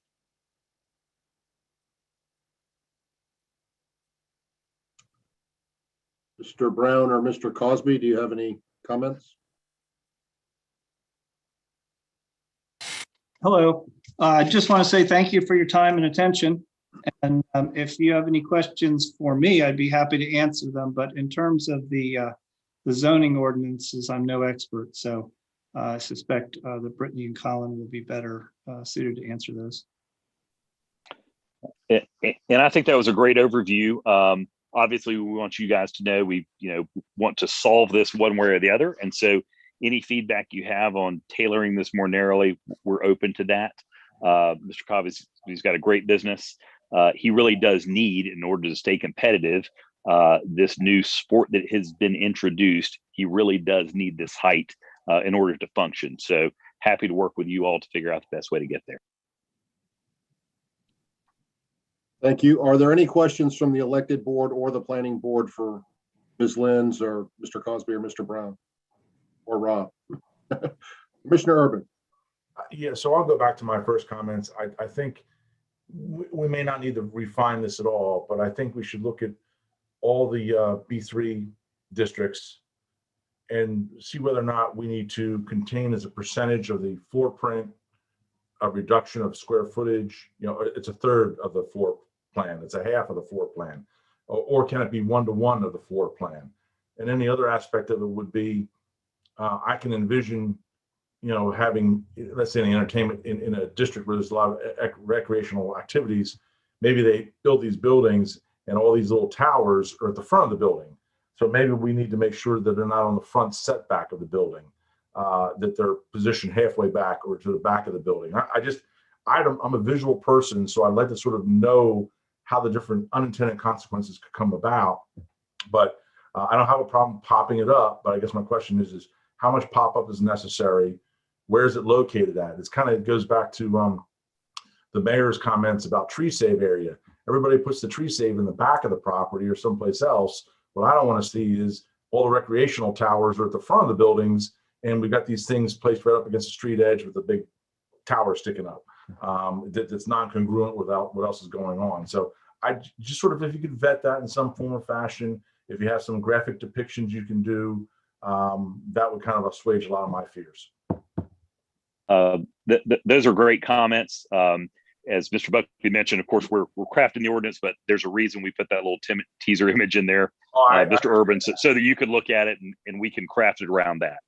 But I know, not looking at that visual image, though, that someone could come along and say, I'm taking the text amendment literally, and I'm going to take my whole footprint and I'm going to jack it all the way up.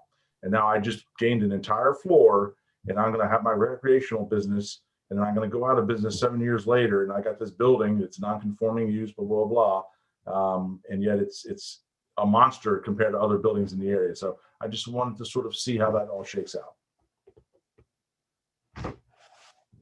All right. Lori, do we have anyone signed up for public comment on this request? No, sir. Okay.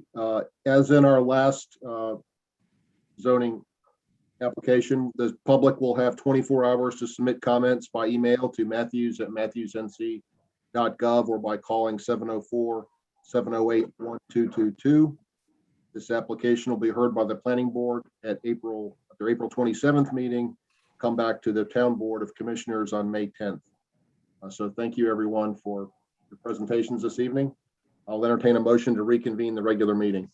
So moved. Second. A motion from Commissioner Whitley, a second from Commissioner McCool. We'll take a roll call vote. Commissioner Urban, Yes. Commissioner Bland, Yes. Mayor Pro Tem Garner, Yes. Commissioner Whitley, Yes. Commissioner Miller, Yes. Commissioner McCool. Yes. I vote yes as well. So we now stand back in our regular meeting at agenda item number 9, planning and development business. First, we're going to receive a report from the planning board from the planning board chair, Mike Foster. Mr. Foster. Good evening, Mr. Mayor, Board of Commissioners, and the Planning Board. I have the report from our March 23rd Planning Board meeting. We have 3 items for your review and discussion this evening. For Town Board action, item number 1, Text Amendment 2021-726, Mixed Use Development Text. Change the text of the United Development Ordinance to change the minimum overall area to allow development of properties within that district that have less than 15 acres. The members of the Planning Board reviewed the request to reduce the 15-acre mixed-use development area requirement from 15 acres to NA. Planning Board members unanimously recommended the approval of this text amendment and found the request consistent with the Matthews Land Use Plan, because the mixed-use development district is meant to be a flexible zoning tool to promote quality mixed-use development, and reducing the minimum development size allows for smaller mixed-use projects. The request was found to be reasonable because the majority of other non-residential zoning districts have an overall minimum development size that is smaller than 15 acres. Item number 2, rezoning application 2021-727, Graylock Ridge Townhomes, to change the zoning classification from R9 to mixed-use development on those parcels located south of Marsh Road between East John Street and Tanktown Road, and being property known as the John R. Downs heirs property, and further designated as tax parcel 215-042-12 and 19. Planning Board reviewed the updated site plans and elevations that were provided by the applicant. Members unanimously recommended approval. The rezoning request was found to be consistent with the Matthews Land Use Plan because it will provide a variety of housing styles, densities, and locations, and encourage design and construction of alternate housing and infill development. The request was found to be reasonable because it provides for a transitional land use between an approved mixed-use project and single-family zoning. Item number 3, Text Amendment 2021-728, Private Streets Text, to change the text of the UDO to allow private streets within the RVS zoning district only.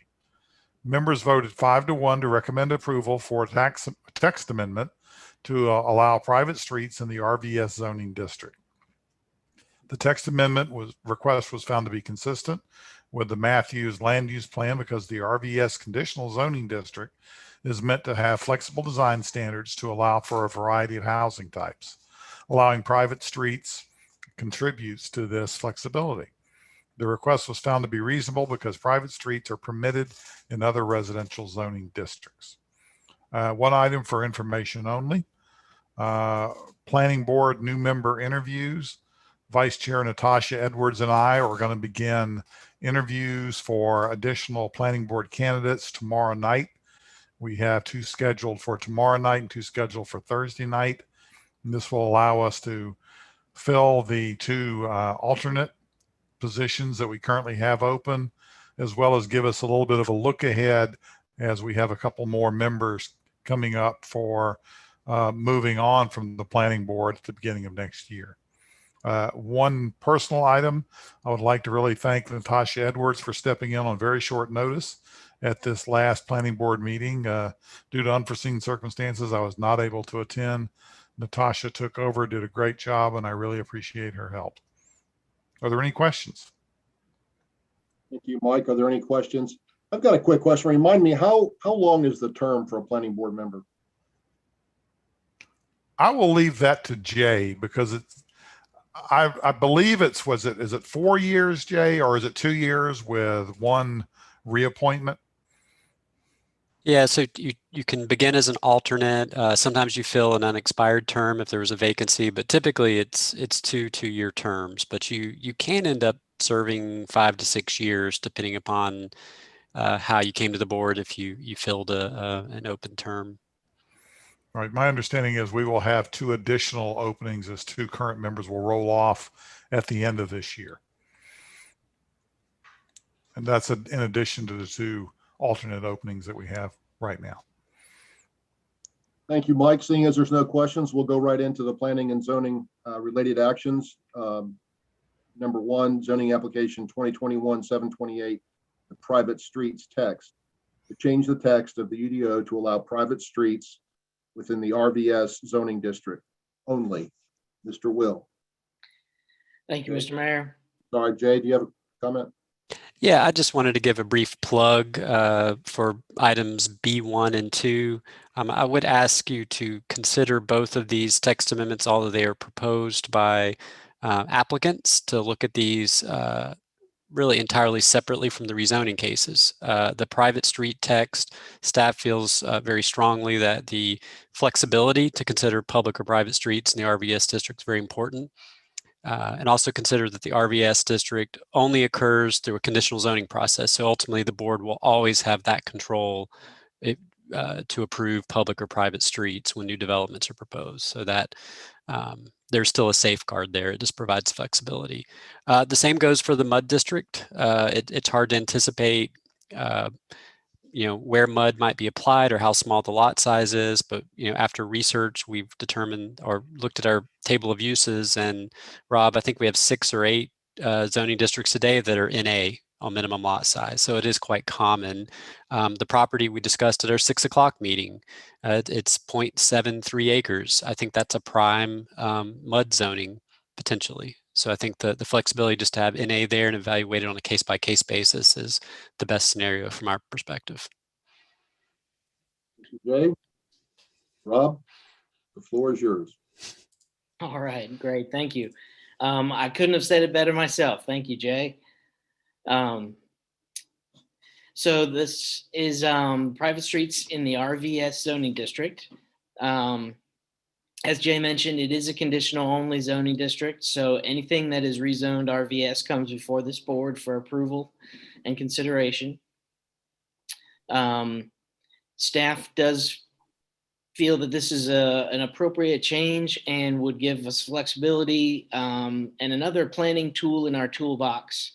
As Mr. Foster mentioned, the planning board voted 5-1 for approval. There was some concern about private streets falling into disrepair. But I think there are mechanisms that that make that so that it is doesn't happen very often. Now I may be wrong, so feel free to correct me if I am, but so anyway, staff would ask that you support this text amendment, and I'll answer any questions that you all may have. Any questions, Commissioner Miller? You're muted, sir. Sorry about that. I have 2 questions. Let me start with the easier of the 2. It says that we don't allow gated streets, but when I drove by Butler the other day on Old 51, the development that backs up to the fountains had a gate at the entryway. Where am I misunderstanding a gated street or a gated community? Rob, I think that may have been a change when the UDO was revised in 2014, that prohibition on gated streets. So I would have to go back and look. You think that's grandfathered then, Jay? Yes, I do. I know that the gates, well, at Bellicera, is that the example you're giving? It. Right across from Butler on the back drive. I don't know that the front is gated, but the back is. Yeah, they go back at least 10 years. They've been there for quite some time. Okay, then the other comment I have is private streets are common where I come from as well. And really, I don't see the threat in them. They're no different than a parking lot of a mall or a big box store. It's up to the owner of the property to keep it in repair. And yes, an HOA and special assessment should be able to pay for it. So it's not a concern of mine. Thank you. Any other questions or comments? Adding on to what Commissioner Miller said, I think we all know that we have quite a backlog of paving requests in the town of Matthews. So I'm happy to see some streets be private so we don't have to maintain them. That'd be a benefit, I would think. Yeah. Any other questions? Mr. Rowan, do you have a question? Okay. All right. If there's no other questions, I'd entertain a motion.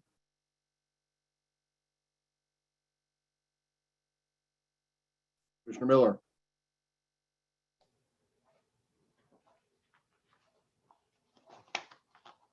Sorry, I'm trying to be courteous by muting myself. I'd like to make a motion that we allow the option of private streets in the RVS zoning district to permit flexibility for the town and for future development. Mr. Buckley. Reasonableness. Okay, yeah, and that the RVS conditional zoning district is meant to have flexible design standards so that it would allow for a variety of housing types. Allowing private streets contributes to this flexibility, and that it's reasonable in that this amendment allows private streets to be permitted in other residential zoning districts. I'll second that. We have a motion from Commissioner Miller, a second from Commissioner Whitley. We'll take a roll call vote. Commissioner Urban? Yes. Mayor Pro Tem Garner? Yes. Commissioner Whitley? Yes. Commissioner Miller? Yes. Commissioner Bland? Yes. Commissioner McCool? Yes. And I vote yes. That passes unanimously. Thank you. Move on to item 2, zoning application 2021-726 MUD text. Change the text of the UDO to change the minimum overall development area to allow development of properties within that district that have less than 15 acres. Mr. Will. Thank you, Mr. Mayor. I'm going to share my screen briefly here because I, as Jay referred to the other non-residential zoning districts, I just want to show what how this would be consistent with our other non-residential zoning districts and our conditional only zoning districts.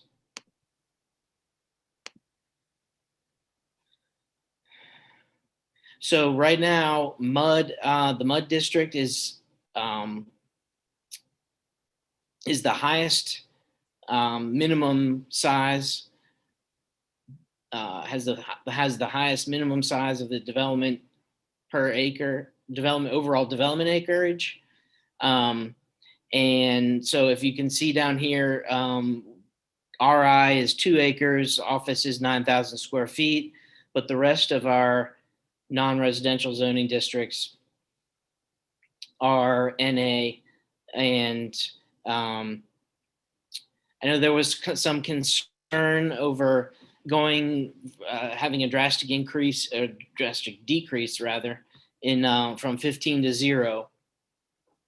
And at the planning board, that was discussed that, as Jay mentioned as well, there are specific examples that we would like to have the MUD district as a development, as a conditional zoning district option for more creative and mixed use sites.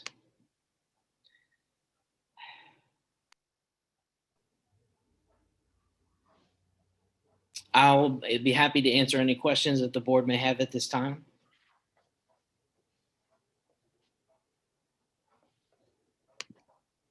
Rob, so there is no concern about unintended consequences of going all the way to zero? Or Jay? Not from a staff perspective, no.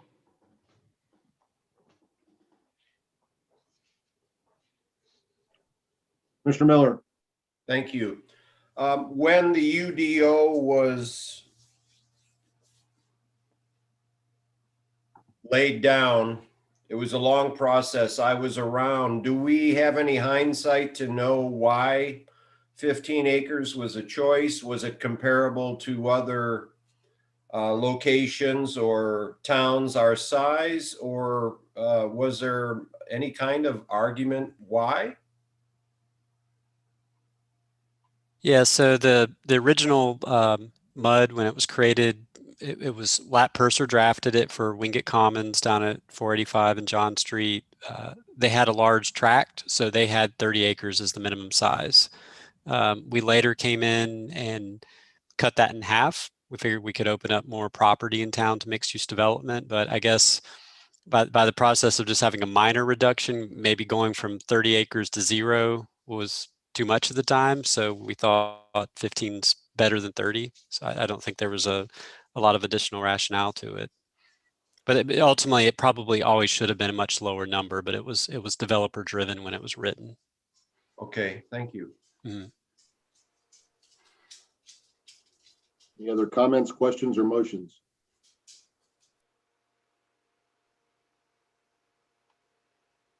I have another question, if I may. Sure. The Park Place Square or Park Square next to Max Speed Shop, between there and Renee, for example, what is that zoning? Because in my brain, I consider that somewhat mixed use. Am I wrong? So that's a definition of mixed use. There's vertical integration with shops downstairs and residences upstairs. When that development was created, we did not have a mixed use zoning. So B1 there were no prohibitions to doing mixed use in B1. So that was the zoning category that was applied. Today, we probably would have zoned it mixed use. And it's far less than 15 acres. Yeah, I don't know the exact acreage. I would guess it's under 15 acres for sure. I would too, and I just want to make sure that what I'm thinking in my brain is a project like that can apply to less footprint. Thank you. Yes. And another clarification, as you said, Jay, was all of these would come back to our board for review anyway, correct? That is correct. Would anyone like to make a motion? Commissioner Urban? Hearing none, I'll go ahead and make a motion that we approve the text amendment to reduce the minimum size of tracts of land that can be designated as the MUD zoning district. That it is consistent because the mixed use district is meant to be a flexible zoning tool to promote quality mixed use development, and reducing the minimum development size allows for small and mixed use projects. It is reasonable because the text amendment is because of the majority of other non-residential zoning districts have an overall minimum development size that is smaller than 15 acres. Thank you, Commissioner Urban. Do we have a second? Second. I'll second it. We have a second by Commissioner McCool. We'll take a roll call vote. Commissioner Bland? Yes. Commissioner Urban? Yes. Mayor Pro Tem Garner? Yes. Commissioner Whitley? Yes. Commissioner Miller? Yes. Commissioner McCool? Yes. I vote yes as well, so that passes unanimously. Thank you. Move on to the next item, zoning application 2021-727 Graylock Ridge Townhomes. I believe we need to ask that Commissioner Urban be recused. Yes, I'd like to request that recusal. Okay, so we stand with Commissioner Urban in recusal. Yes, Rob, this goes back to you, at least initially. Yes, sir, it does. You're very popular tonight. Yes. It's the Rob Show. Okay. So the petition is for 75 townhomes along, I'm going to share my screen. The applicant proposes to change zoning from R9 to the MUD district for the purpose of constructing 75 townhomes. 11 of these townhomes are to be preserved as rental housing targeted to households with an income of up to 60% of the area median income. Some of the comments that were raised at the public hearing that is that more open space should be provided, some more amenities. The price point for the workforce housing is $1,100. Density is a concern, so maybe a possible reduction in the units. In response to these comments, the applicant has submitted a revised site plan showing an urban pocket park at the entrance to the community, small increase in the open space provided, and revised elevations to address concerns raised at the public hearing. At their regular meeting on March 23rd, the planning board recommended approval of zoning application 2020-727, zoning change from R9 to MUD to the board. And at this time, staff recommends the board make a favorable recommendation on the zoning application as well. And I would be happy to answer any questions. We also have the applicant. The applicants are here as well to help answer questions. And I'm sorry, they do have a presentation if the board is interested in going through it.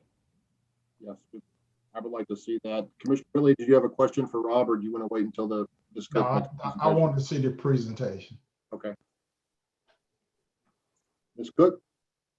All right, I'm going to go ahead and share my screen. And then my associate, Keith Fenn, will start us off.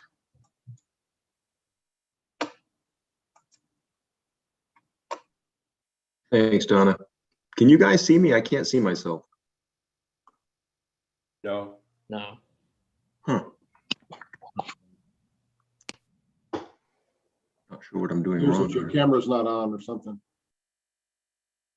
I don't have it off. We can hear you. Oh, sorry.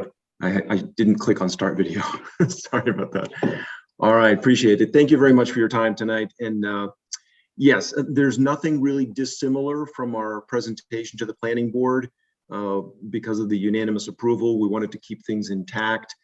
So this presentation for the most part is relatively the same, but we do want to share with you kind of the insights to what we came up with that Rob alluded to on his presentation as far as the bullet points and the changes that were incorporated. So again, 77 lot development, townhomes, looking to have 2 different product types in this area. We're looking at 3-story and 2 stories, and we're looking to have the MUD extended from the southern border to incorporate into this parcel, which when you'll see the global scale, for the most part, it kind of goes hand in hand.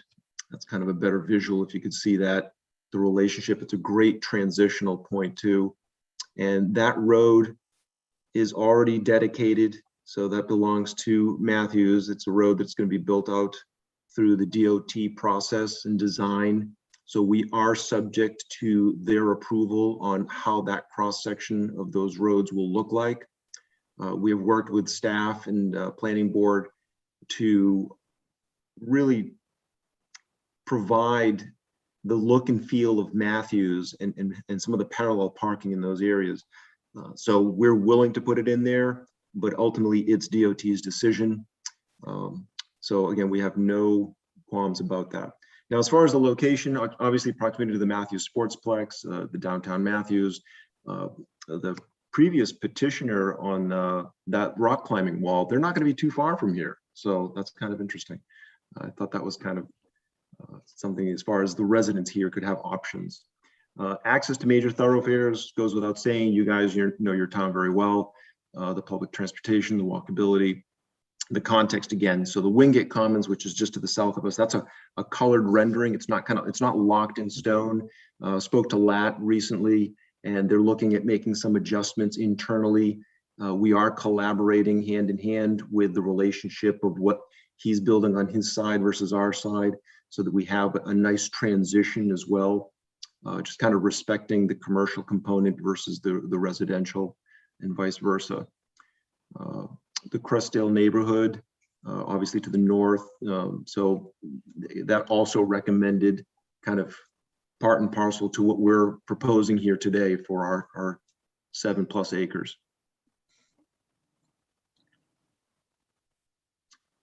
So here are some of the changes, just in context, a really quick summary. We converted some of the sidewalks, one of them specifically to the meandering path that was requested to kind of go consistent with that greenway design. We eliminated a lot of the excess parking to create additional landscape buffer and green space, so that's been added.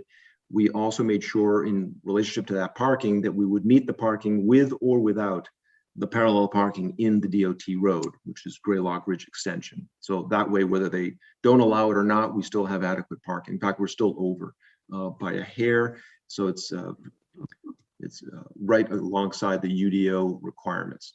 The urban part with the R feature, we keep that in the, it was on the left side of our project.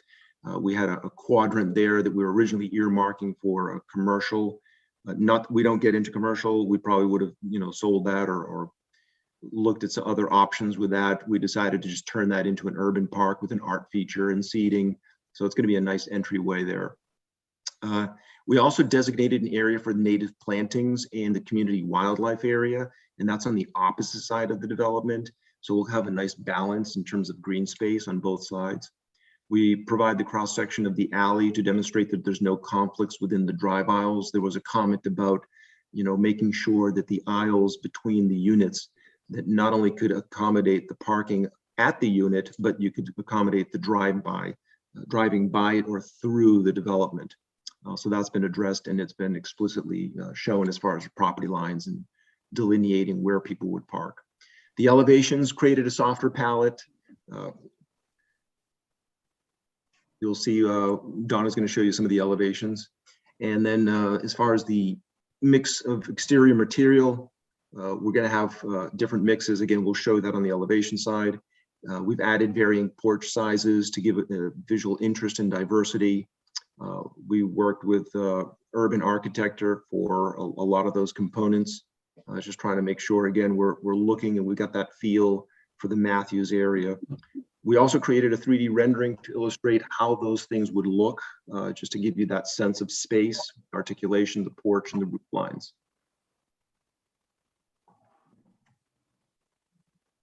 And now here's the site plan blown up, so we can take a look here, again, in more detail. You'll see all this green space. So to the right, the proposed tree save area, that's an area that we will not develop, we will not touch, so that will stay as it is.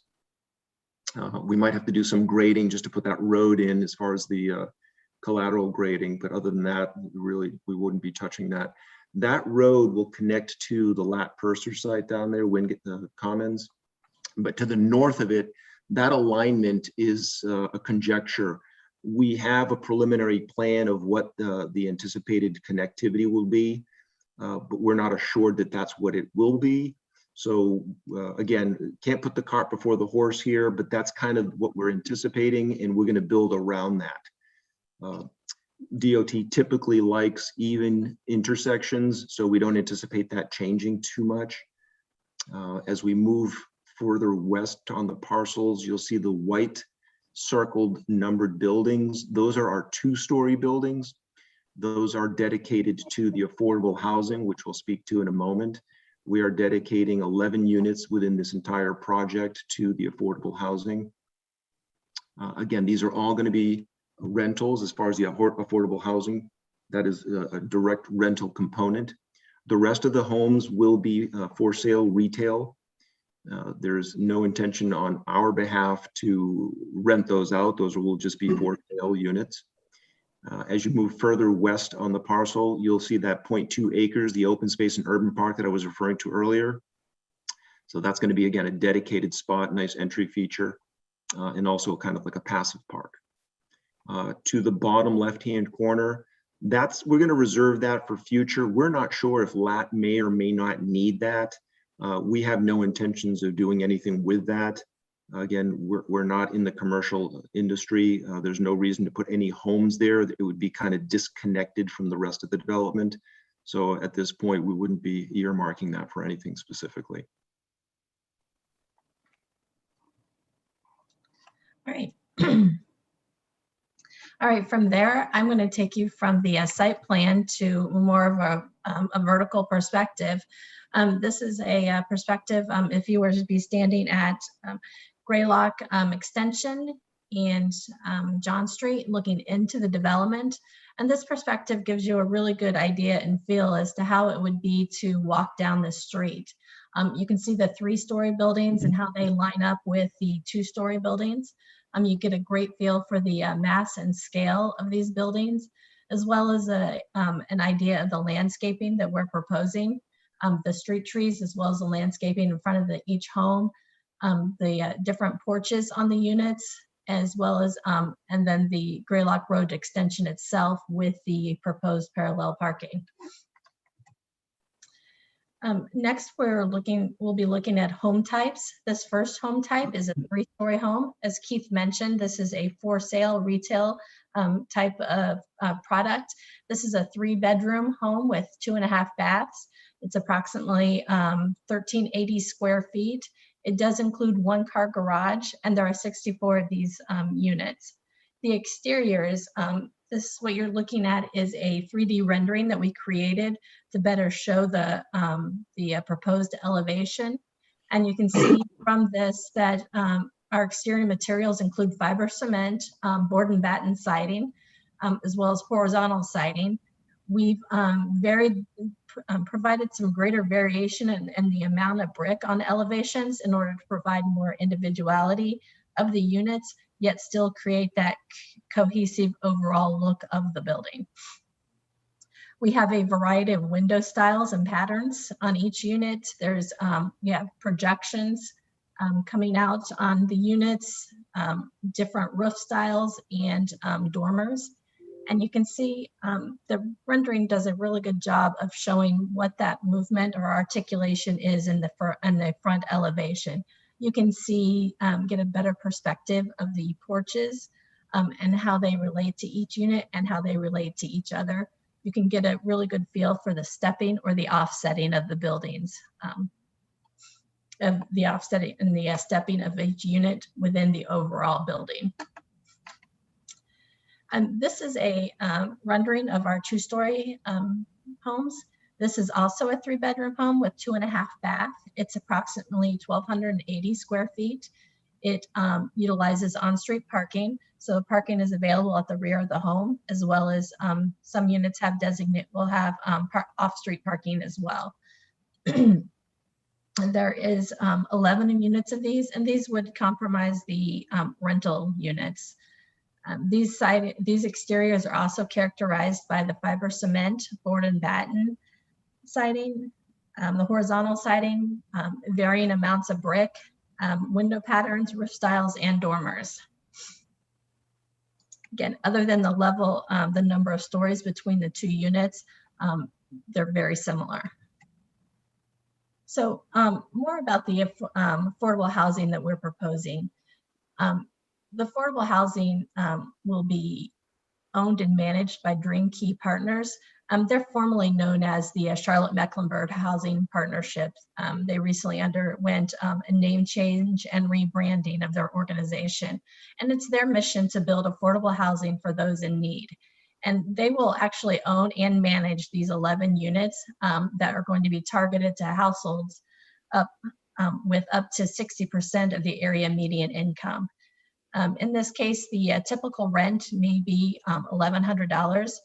Note that rents will vary based on household size and the income level of the tenant, as well as what the designated area median income is for the area. And that area median income will change, can change year by year. These townhomes will be permanently affordable as rentals for the life of the building, which we estimate that building, the life to be between 80 and 100 years. And it's important to note that the buildings, whether it's affordable or a retail building, a for sale building. It is built to the same standards and specifications, and all units are subject to a homeowners association. Also wanted to note, in addressing a question raised during our public hearing, is that the HOA dues are not passed on to the renter. Rental amounts are designated by federal charts based on household size and area median income. The HOA dues and the fees, those fees are absorbed by the management of the buildings. In order to own and build these units, there's almost $250,000 being collected or gathered through private grant money and loans.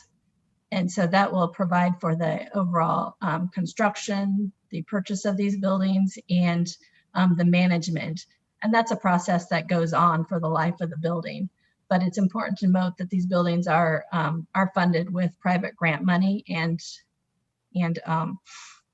through loans, and that there's no government or federal dollars or local dollars being used to build these units. So that is just an overview of our proposed project. Keith or I would be happy to answer any questions that you might have. Thank you. Are there any questions or comments? Commissioner Miller. Thanks. Sorry to dominate this. I recently walked the new Greenway, which if you come to the boardwalk at Old Monroe Road, John Street by Graylock Ridge, and you jog left, you can cross John Street and go into the Crestdale area on the new Greenway and then get on the Heritage Trail. My question is, isn't this new Greenway just to the left of your product at the entryway of Graylock Ridge? Isn't it at the top of this screen in gray? I can answer to that. From my understanding, that is actually right within the right of way. It's not on our property. So when that road gets built, that will have to be demolished. It's whoa. So we just built a new Greenway and it's going to be demolished? So let me answer that. I know that sounds troublesome, but when we built the Greenway, we had no idea that road is being built with bonus allocation dollars that the board may be aware of, that Dana Stujanki brought and Susan brought to the town. But when we built the Greenway, we had no idea those bonus allocation dollars were available, and they only became available recently because of the widening of 485. And that money actually came through the General Assembly. So, I mean, it is a little bit sad to watch this take place. However, it was just bad timing, and staff had no idea the street was going to be built so quickly. And I would also point out that as part of our project, we will be constructing along our property a 10-foot sidewalk that meanders along Graylock Ridge Road that acts or replaces that greenway. Mr. Whitley. That was, I think Donna answered what I was gonna say, that I thought that with 10-foot road sidewalk would take care of that. Yes. Replacement. Correct. Mayor Pro Tem Garner. What sort of outreach did you do to the Rainbow Ridge community? For outreach, we sent out the required notices that were required for our community information meeting, as well as, I believe, staff address the public notice requirements for the rezoning. I mean, I ask that because there's a large Vietnamese population, and I'm not sure they necessarily, many members of the community necessarily can read English or would know about the community meeting. So I have some concerns about the integration of this development into Crestdale and into across the street. I live in Pine Forest. I'm looking at it and I'm looking at this $1,100 a month rent, and that's the mortgage I pay for my house, which is just a little bit further down the street.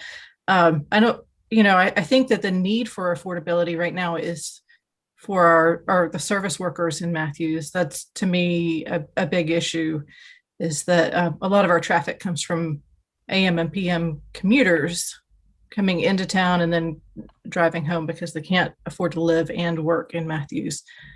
And I'm seeing a lot of conversations. I'm friends with a lot of chefs, and nobody can really hire. There's a giant need for restaurant workers, but restaurant workers get paid $15 to $20 an hour.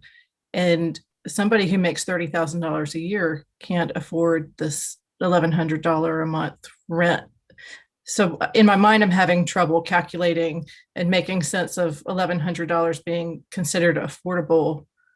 And then looking at it and seeing a 2-story affordable unit singles out the members of this particular development who would need affordable housing. I thought the initial interest was mixing affordability into traditional homes, so that there wasn't a spotlight on different income levels. I also have some concern about the phrase of driving through, which I heard Mr. Finn say, and I think it was sort of a casual, just in conversation. I do have concerns about a neighborhood street with a quaint neighborhood feel being a deterrent for people using Greylock Ridge Extension, and the whole sort of study we did, sub-area study of John Street, as we discussed whether to widen John Street was to create a flow around the downtown Matthews. If people feel like they're driving through a neighborhood, they're probably just going to continue driving through my neighborhood instead of turning off and getting onto Greylock Ridge Extension. I think my only comment would be as far as the rentals. I know this came up before, and we did a little bit of analysis. In the Matthews area, the median rent is $1,080 for a 1-bedroom. So, I can't speak to everyone's cases as far as who pays what in terms of mortgages or rents, but as an average in the Matthews area, a 3-bedroom for $1,100 is probably going to be very hard to come by. Well, I understand that and I appreciate that, but at the same time, I think, what to me affordability is bringing a larger community into Matthews. That's why we're building more homes, so more people can move here. But if the need, if we're discussing expanding what Matthews already is, that's affordable for Matthews. But if we're discussing how to make Matthews affordable, that's a different discussion. I would also add that the determination of the rental rates are federally mandated, and they're based on many different factors. One is the area median income, so that's looking at income levels, but it's also looking at household size, number of persons within living in the unit, the number of bedrooms. And so, there's a lot of variation. And so we would, so you may see rents for some individuals or some houses that are lower. If it's a larger household, it may be higher. So I think there's a lot of variation, but we would typically think, typically or on average, that might be around 1,100. Right, but at that point, you would look at the calculations and say, instead of doing 60%, we would rather do 50%. We don't set that bar. That's going to be the Affordable Housing Partnership. That's kind of their bailiwick. What we're doing is we're offering these homes for that purpose. Again, it's not a mandate. It's not a requirement, but it is something that we do want to contribute and kind of walk arm in arm with Matthews to help provide and solve for that issue of affordability. Yeah, I certainly understand that. I just, we have lots of projects coming to us that are highly dense projects. And for us as a board to approve it, I want to see something that fills a need that nothing else is filling. And if I look at this and I see my mortgage is considered an affordable rent, then I'm not seeing a need filled. Commissioner McCool? I just wanted to clarify something, going off of what Mayor Pro Tem Garner said. Are the affordable units the only ones that are that size? What, in terms of the two-story? Yes. Okay, the square footages are the same almost. The difference is on the three-story, you're adding a garage to the lower level. So that's the majority of that square footage. So my question is, are the affordable ones the only ones that are 2 stories? Correct. Yes. In my opinion, I agree. It looks like those folks will be singled out in a way. I mean, it's like, okay, there's a bunch of 3-story units, and then here are the few buildings that are 2 stories, and those are the affordable housing. I can see there's stigma that's going to come along with that.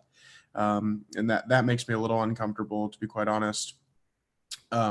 So I don't know what can be done to mitigate that. I don't know, it feels like they're being singled out. That may not have been the intent. It may have just been, a dollars and cents thing. But from my perspective, it seems like they're being singled out, and it could be stigmatized as time goes on. And we don't want that, so that's my thought.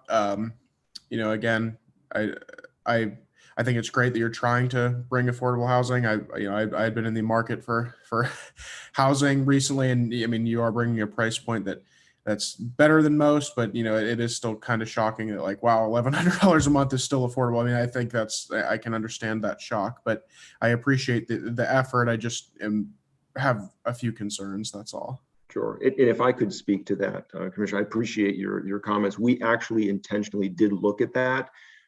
We obviously do not want to provide any sort of a stigmatization here. And that's why we purposely put them within the mix of the 3 stories. The problem you run into is one building in and of itself can't have the mix of 2-story and 3-story. So the building has to be either all 3-story or all 2-story. So we took the building, if you will, and we said, well, let's just kind of strategically place this so that they're not all in one corner of the entire project. So we did take that into consideration. And for the most part, when people are starting to live there, it's like, I don't know if my neighbors have affordable housing or rents. It's not public knowledge. So I'm not sure if that would necessarily get out. I mean, it would be public knowledge as a part of this meeting. This meeting isn't really public knowledge. So I hear what you're saying. My feeling is there a way to make it work where all the buildings are the same, but you're still putting aside these for affordable housing? I think for myself personally, it'd make it a little bit easier to stomach it. Again, I know it's a dollars and cents game, but that's my thought. Commissioner Whitley. Thank you, Mayor. I like the revised plan. It looks like it made a little bit better greenery where you can have some space in between the units. And to Commissioner McCool's comments, I see where those 3 units are just all together, and I think that's good that they all on be together. But I can tell you that $1,100 a month is a good price. And Ken, I think you just moved, and I think you got a 2-bedroom. I think that's way more than $1,100. But at the same time, when you talk about affordability, I'm trying to get some people to be able to rent and be in a place where what I really like is that price will not change for up to 80 to 100 years. And I think that's significant. And I know that we have got the greenway in there, and what I'm looking at is that 10-foot wide is going to replace that. I know, like Hazen was saying, we just hindsight, but at the same time, the road is going to be built from DOT. So there's a lot of pluses in this project in being able for the town to make that connectivity and giving another access to get from John Street over to the sports complex. And so I'm very proud of what you put together and brought back to us. And I'm happy with what I see here. And I appreciate Donna and Keith for what you brought back. Thank you, Commissioner. Mayor Pro Tem Garner. Commissioner Whitley, just to clarify, DOT is going to build that road whether these townhomes are put in place or not. That's correct. I'm correct, Don. Are there any other comments from the board? For me, I think you've made some admirable changes. I appreciate the fact that you're looking to do some work with Dream Key. But for me, I cannot support this project. It is still just simply too dense. It's wall-to-wall homes from one end to the other. I just don't think it meets the Matthews aesthetic, and I can't support it. That's too dense for this small piece of property. 77 units is too many. Are there any other comments, questions, or motions? I have a question, Mayor. If they were to reduce, what would satisfy you from 75 units? Because only 11 of them are affordable. I don't know. I think it's a little late in the game. It's just wall-to-wall houses from one end to the other. And I share the concern over having the affordable ones only being the only ones that are two-story. I think that will be stigmatized in the future. You know, hey, the poor folks live in the short houses. I think it would have been much better, and it was presented earlier that they were going to be mixed in. And so I don't like the fact that they're only the affordable housing are different than the other ones.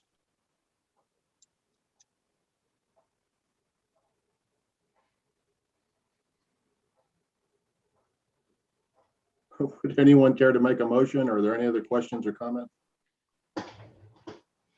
I think I would just like to make one slight comment. We presented this to you guys back in March, and some of the comments I'm hearing are new and really wasn't anticipating that. We've really made a concerted effort to really concede on a lot of the issues that were brought up, and we've made major adjustments to that. Again, obviously, in our opinion, we feel this is a good fit. You know, we've worked with staff as well, and obviously staff is presenting this before you as well.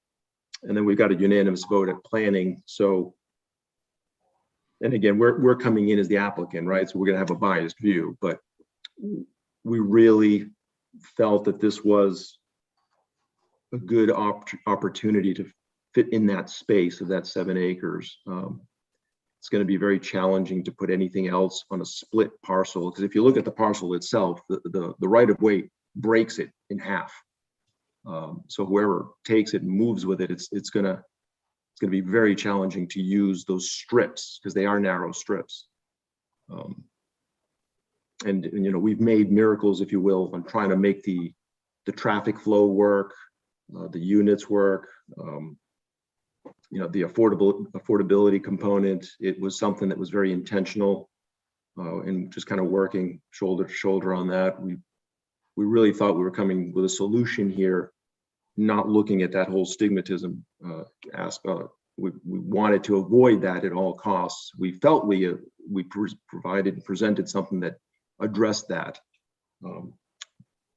But anyways, that's, you know, our position is that we definitely would like to see this project for the town of Matthews, as is the density in and of itself.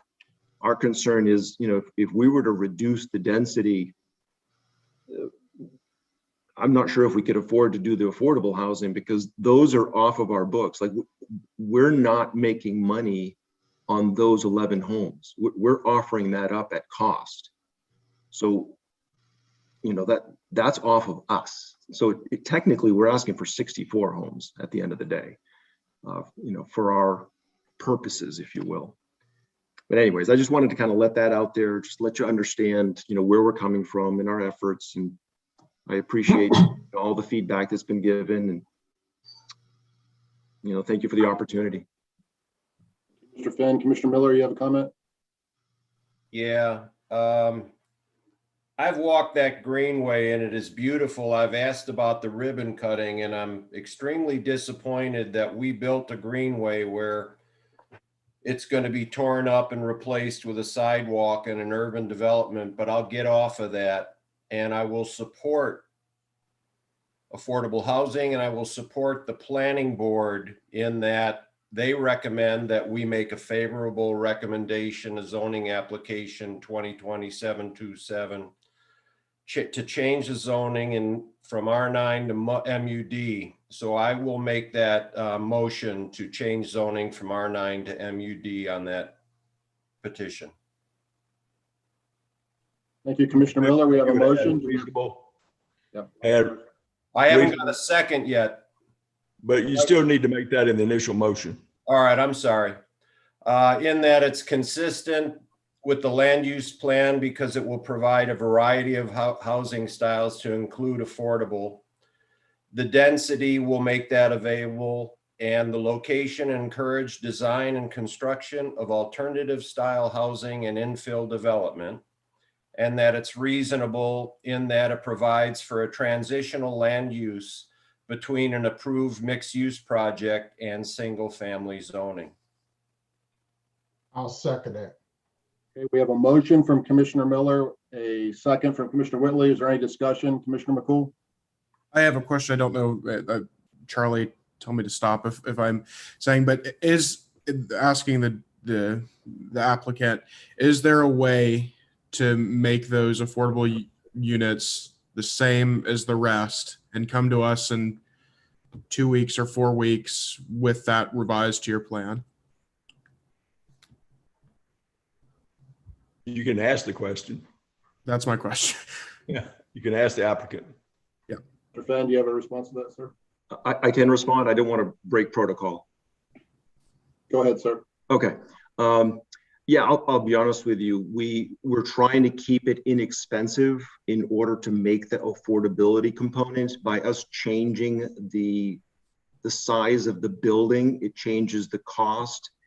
And that cost, unfortunately, gets passed on to the affordable housing entity, Dream Partners.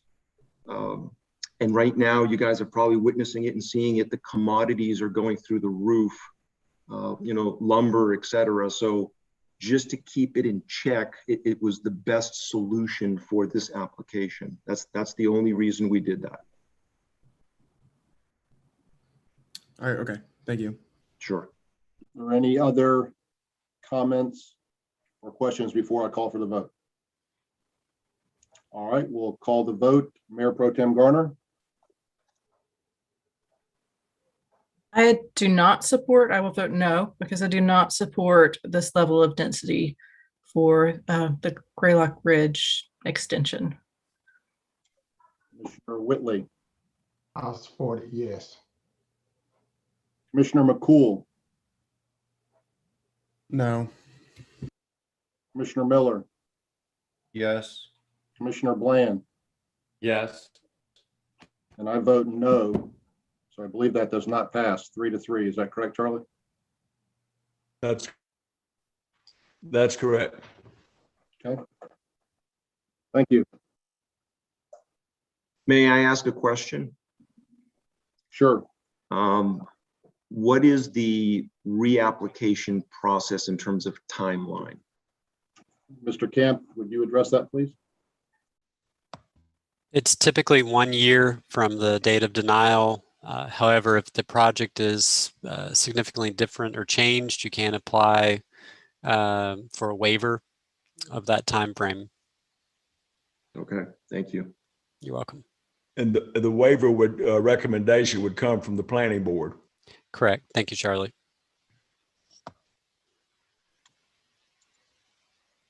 All right, I believe we need a motion to bring Mr. Urban back into our meeting.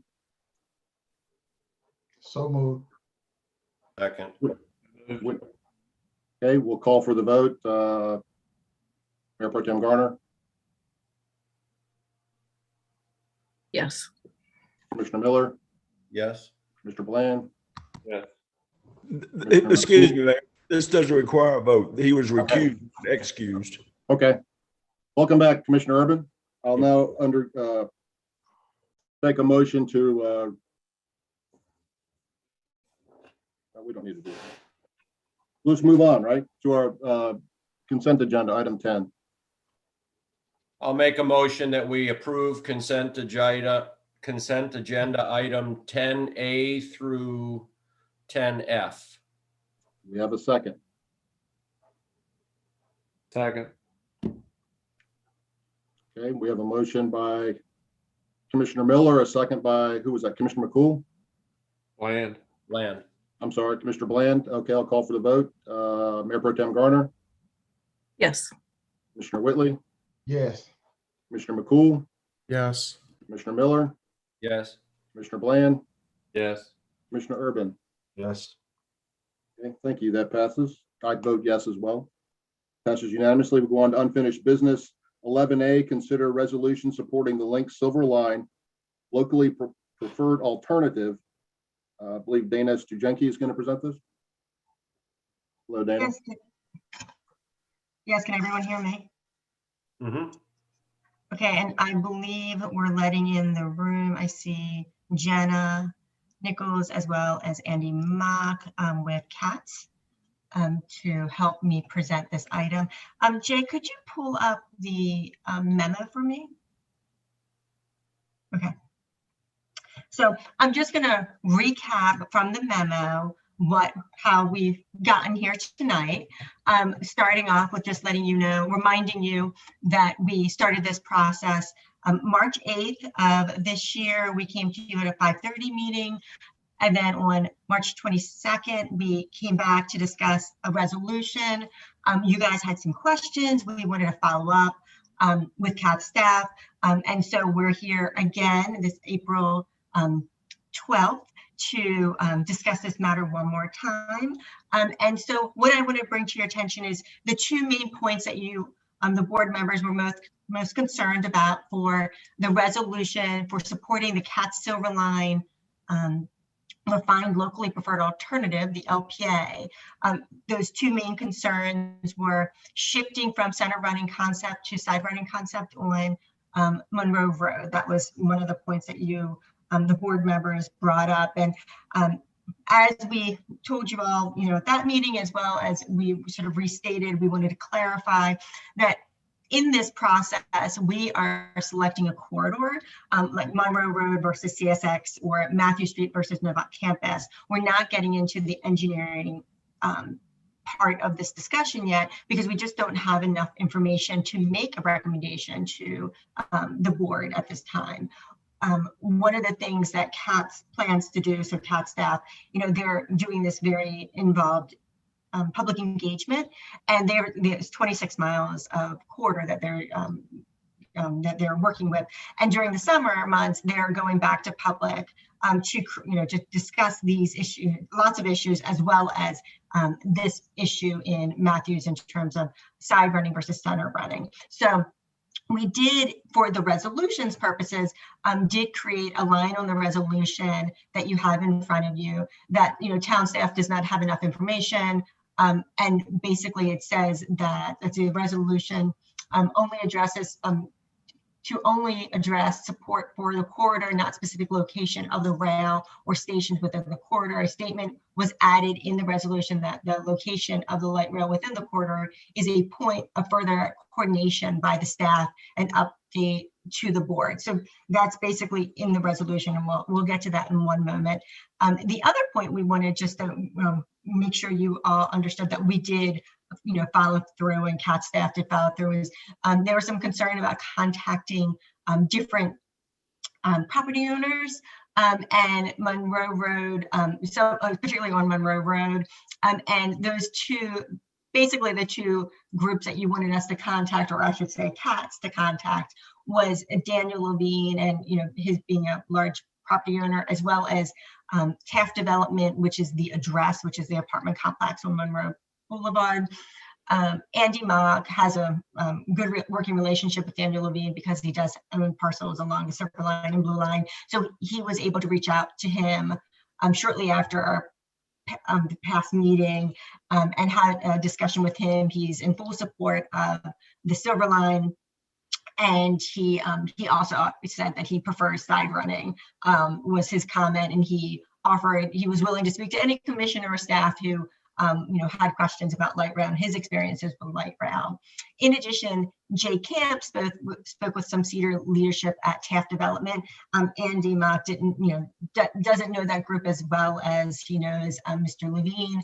And so Jay on our side was going to do an introductory meeting so that then Andy could contact them and have a discussion. So I know that Jay did speak with the Taft Development folks. They were extremely supportive of light rail on Monroe corridor, and they do have questions about side running versus median running, and that Andy is more than happy to talk to them about. They have not had that meeting yet, and so that's still in process. But I think again that goes to the fact that they are continuing, CATS is continuing their public engagement. It doesn't end with this resolution.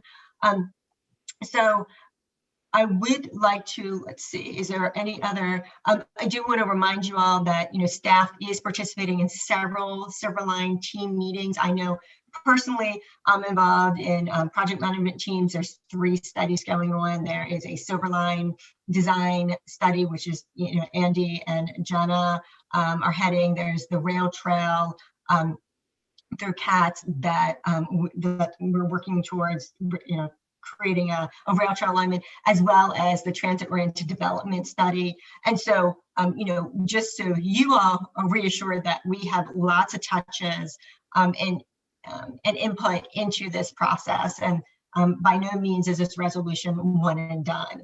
And so, Jay, if you want to, I guess we can go to the end of the memo. Scroll down for me, thank you. And so, we've come to you as staff to and our recommendation is to adopt the resolution supporting the refined locally preferred alternative development developed by CATS staff and the town of Matthews. And if you want to, Jay, flip to the resolution, I do want to just bring to your attention a couple of things that we did include that were different. So if you go to the resolution and go to the bottom of we're at the top of page 2. Yeah, perfect. Yeah, right there. So basically everything's the same except for this section. Number 3, we changed one of the recommendations. We were in our first resolution we put forth to you, we only talked about aesthetics that included just the trackway. And so we wanted to expand that. We thought that, we heard from the commissioners that they were concerned with more than just the trackway.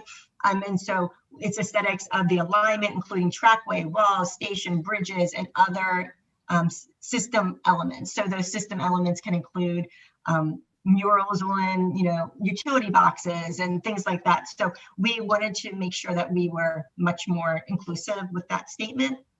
In addition, we changed the wording of number 5. We included property acquisition at the end, so working with individual property owners regarding zoning compliance and or property acquisition. And then finally, that number 6, the location of the light rail within the adopted corridor, updating the board as needed. So those things we added to the resolution, hoping to have addressed your concerns for the meeting tonight. And I'm happy to answer any questions. And I know Andy and Jenna are here as well, and they are happy to answer your questions as well. I have a question for Jay. Jay, you met with the Taft folks? Yes, sir. And they expressed no preference for side running or center? No, I would describe our meeting as them indicating just that they were extremely enthusiastic about the rail corridor being at their front door. They see it as a huge asset to their two multifamily communities. They do have concerns about, how the design turns out, what kind of structures, may be constructed in front of the building. I think that's a fair concern for them to have. So this was not, yes, just do it at whatever cost. They would just like to better understand how the design is going to play out. And that's why we're coordinating this follow-up meeting with Andy and Jenna right now.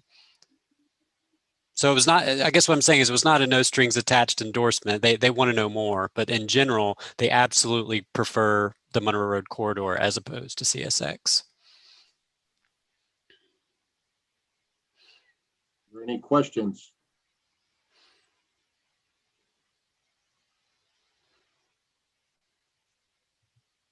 Wow, no questions. Commissioner Miller. I'd like to just go on record as supporting the center alignment on Monroe Road as opposed to the side alignment. I just want to go on record as requesting that. There's a lot of other businesses besides those two owners. And the police refer to that center lane as a suicide lane and says they say it's illegal to pull out into that in order to merge. I realize it may restrict crossovers, but I think it'd be a better alignment.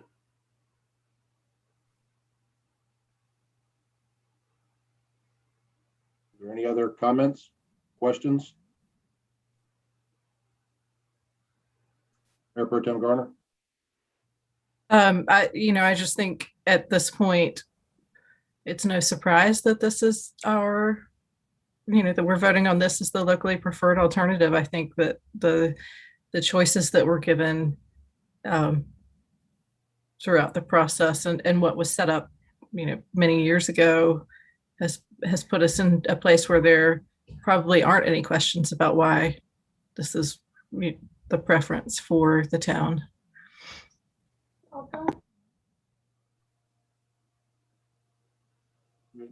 Commissioner McCool. I just want to say that even though some may not think this is the best case scenario, it's the scenario that's most likely going to get this done. And we know how important transit is going to be going forward. And I think this is a gigantic opportunity for the town for the next 50 to 100 years to really put us more on the map, allow people to come and live here, allow people to get more cars off the roads, which, that's a thing we hear all the time is traffic. Well, this will help mitigate that. And this will help kind of bring us forward to the next generation. So I'm excited about it. And I'd like to make a motion if there's no other comments. I do have one comment before you make a motion. I'm certainly far from an expert. I know only what I've been able to study and learn from Andy and Jenna's presentations, and then having coffee with Dana and Susan. They're the experts. However, it appears to me that the corridor along Monroe Road would be better served with a center alignment, and I want to go on the record saying that that's what I would prefer at this point. Also, now my opinion may change with going forward, but I want to make sure that any motion that's made is that we are endorsing the corridor only and not the alignment, because it would appear, based on what's been presented, is that Katz is saying they want a side alignment right now. That's the preferred alignment, and from everything I can tell, that's probably not the best for Matthews along that corridor, in my opinion. And I'm certainly not an expert. You guys are the experts, and maybe my opinion will change, but I just want to make absolutely clear that we are not endorsing, center running versus side alignment, only the corridor itself. Mr. McCool, Commissioner McCool. Let's see if I can find it. I had it all pulled up. Okay, let's see. I would like to make a motion that we adopt the resolution supporting the refined, locally preferred alternative developed by the CATS staff and also helped worked on by town. Is that a good enough motion, Charlie? Well, I think for me it is, but you need to ask Dana. Dana, is that all right? So Does he need to say the other items? Or the? Well, I would just adopt the resolution as presented this evening. Okay, that's fine. We have a second. I'll second it. We have a motion from Commissioner McCool, a second for Commissioner Whitley. We'll take a roll call vote. Mayor Pro Tem Garner, Yes. Commissioner Whitley, Yes. Commissioner Miller, Yes. Commissioner Urban, I will support the mayor and Mr. Miller on the center running. I will support the resolution. Yes. Commissioner McCool, yes. Commissioner Bland. Yes. Well, there was a pause there. I vote yes as well, so that passes unanimously. Thank you. And thank you, Andy and Jenna, for coming once again to our meeting. Appreciate it. And Dana and Susan as well. Move on to item 11B, select a landscape architect for the Veterans Memorial Pocket Park design work, Corey King. All right, thank you, Mayor, Town Board. At the last Town Board meeting, staff was directed to pursue hire of a landscape architect to take a professional look at Stumptown Park and Veterans Memorial Park and create some design ideas or some conceptual designs to show how these two spaces could seamlessly integrate, in this space. Staff did prepare proposals, released them to these qualified group of firms. We really took the conversation from the last board meeting to create these design criteria. This was shared with each firm in the RFP. Main goal here is to create the sense of place for the Veterans Memorial Park. Integration of the spaces that provide a benefit to each. Limited to no impacted programming in Stumptown Park, honoring veterans in a meaningful way, certainly following any protocols that may exist for this type of amenity, being the Veterans Memorial, and then also recognizing that additional seating could be a benefit to each of the spaces. The deliverables in this case is, we asked for pricing for 2 public meetings, one being the stakeholder meeting and then the presentation to the town board, recognizing that it could be some additional meetings if needed, 3 conceptual designs, and costs for each of these designs. And so staff, scroll down, did review and rank all of these submittals.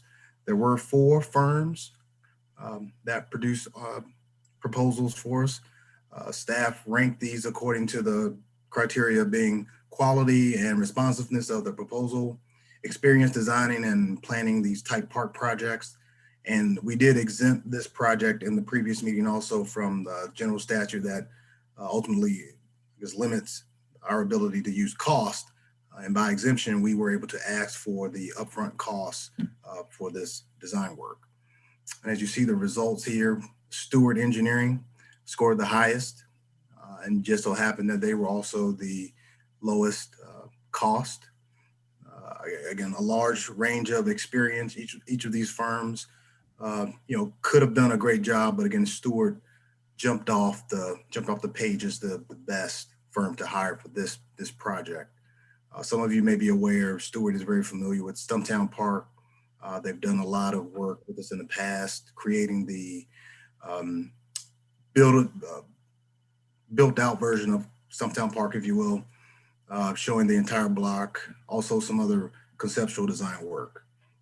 So tonight, staff is requesting funding and also, authorization to move forward with hiring Stewart as the landscape architect firm to take that closer look at Stumptown Park and Veterans Memorial Park for us.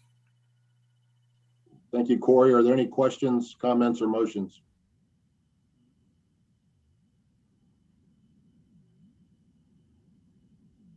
Commissioner Whitley. I'd like to make a motion, Mr. Mayor. I think it's a 2-part motion. The first motion, action 1, is approve the manager to enter into agreement with the Stewart Engineering to provide design services for Stumptown Park / Veterans Memorial Park project. That's the first motion. Okay, we have a motion. Second. A second. Oh, I think that was seconded by 3 people. Who? I'll go with Mayor Pro Tem Garner. I heard her voice. So we have a motion by Commissioner Whitley, a second by Mayor Pro Tem Garner. We'll take a roll call vote. Mayor Pro Tem Garner, Yes. Commissioner Whitley, Yes. Commissioner Miller, Commissioner Urban, Yes. Commissioner McCool, Yes. Commissioner Bland, Yes. and I vote yes as well. That passes unanimously. Commissioner Whitley, I'd like to make the second motion, action number 2, approve the budget amendment allotting $12,100 for tourism fund balance into the fiscal year 2021 operating budget for the Stumptown Park / Veteran Memorial Park project. thank you. Do we have a second? Second. We have a motion from Commissioner Whitley, a second from Commissioner Bland. Again, roll call vote. Mayor Pro Tem Garner, Yes. Commissioner Whitley, Yes. Commissioner Miller, Commissioner Urban, Yes. Commissioner McCool, Yes. Commissioner Bland, Yes. and I Yes. vote yes as well. That also passes unanimously. Corey, I've got a question, or I guess it'd be for you. Is signage going to be tied up into this proposal as well, or is signage a separate issue? I think the architect would maybe lend some advice. Okay. As part of the design, but ultimately signage is something that we work into our own branding. Okay. They have in place. Mr. Buckley. Mayor, as a part of procedure, I would remind the board that when you vote, you need to also express it orally, because there are those who are attending who are by phone hookup and don't have the video. Commissioner Miller, I believe you were muted at that time. So, and if anybody else might have been muted, make sure you. Yes, sorry. Thank you. Thank you for that, Charlie. And we'll move on then to new business, item 12A. Thank you, Corey. 12A, consider tax refunds. Those are always good. Maybe. Becky? Sure. Thank you, Mayor, members of the board.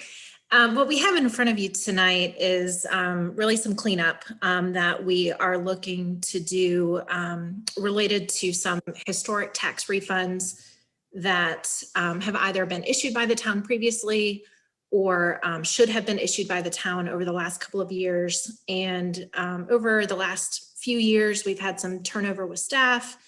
And it came to our attention recently that with the communication process that had been happening between the county and the town, that it was possible that some tax refunds could have been missed. And then in going back and doing research, we were also able to realize that we had been issuing some tax refunds without bringing them to the board, which is a requirement under General Statute 105.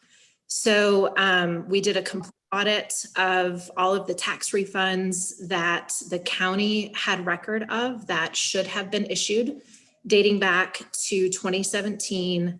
And we were able to find tax refunds that the town had issued that needed to come before this board as a formal authorization in order to issue them.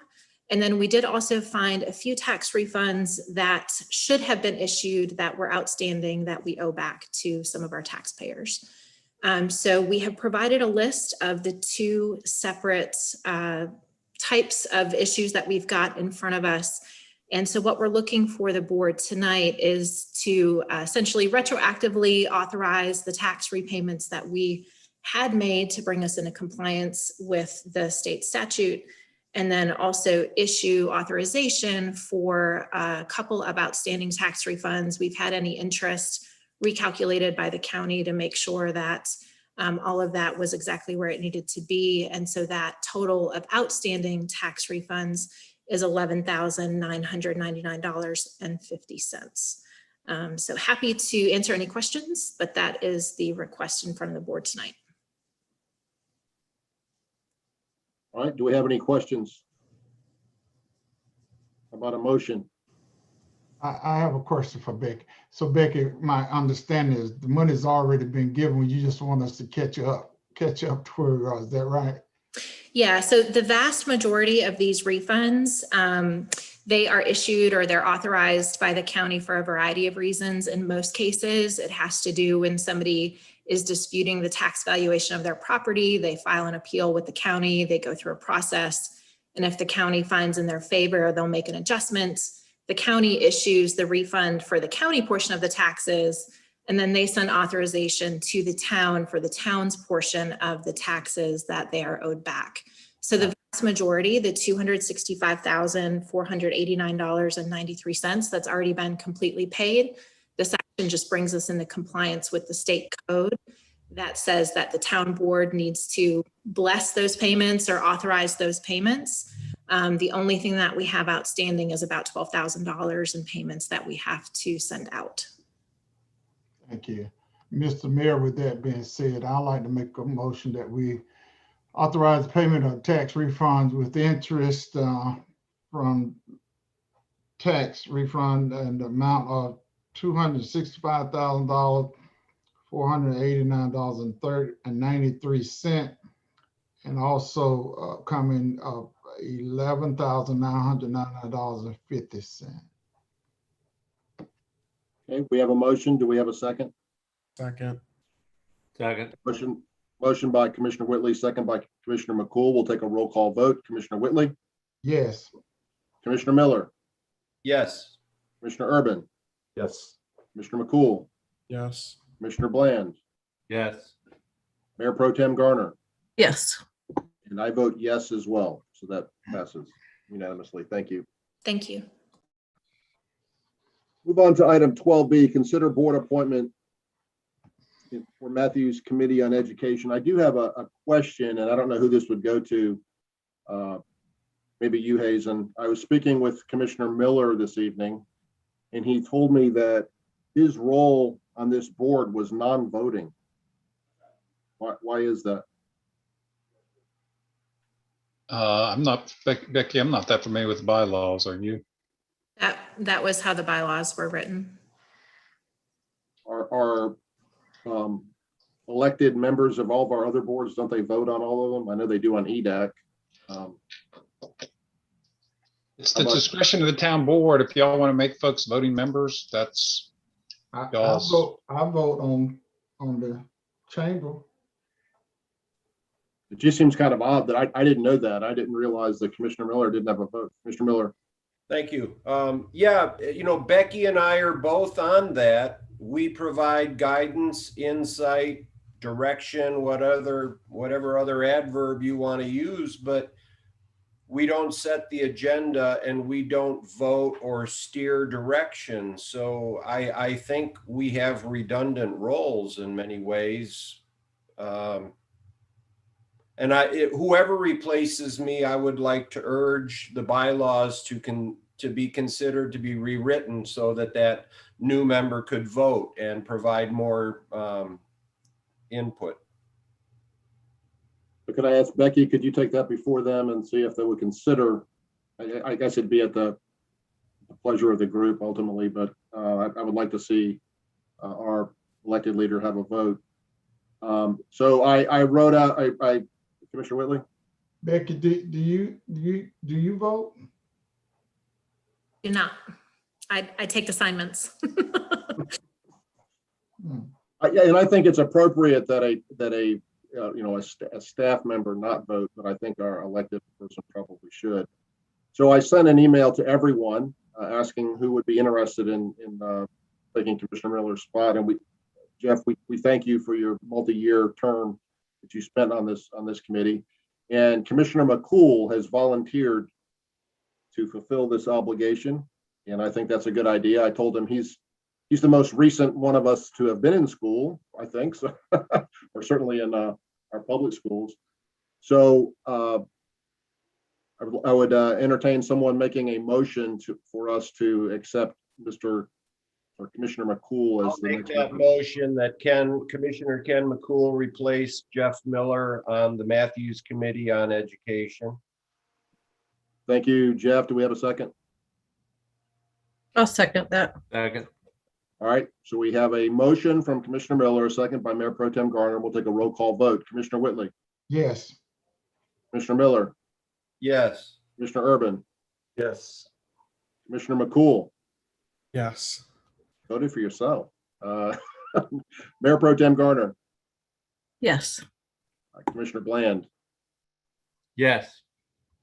and I vote yes as well. I will say Ken was very enthusiastic about this. So Ken, we appreciate you raising your hand and joining this board, and keep us apprised of what goes on there. We appreciate it.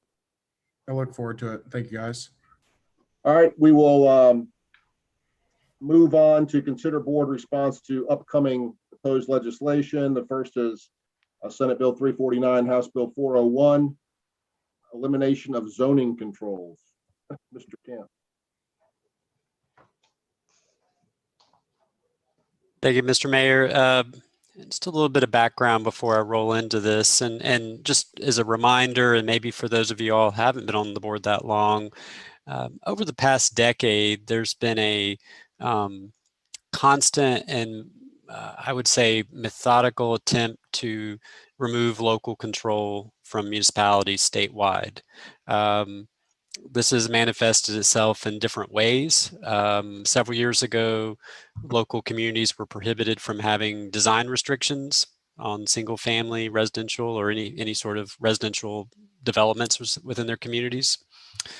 We've been restricted from, well, additional provisions have been enacted that allow billboard companies to cut trees down along interstates and to replace their non-conforming signs and essentially keep them forever, even if a community like Matthews has prohibited billboards in its jurisdiction.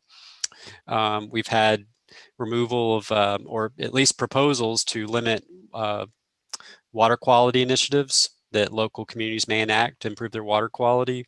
And tonight, before you this evening, we have a fairly major proposal that would really upend development in Matthews and community statewide, and that would be to essentially allow duplexes, triplexes, quadplexes, and townhomes by right in all single-family zoning districts.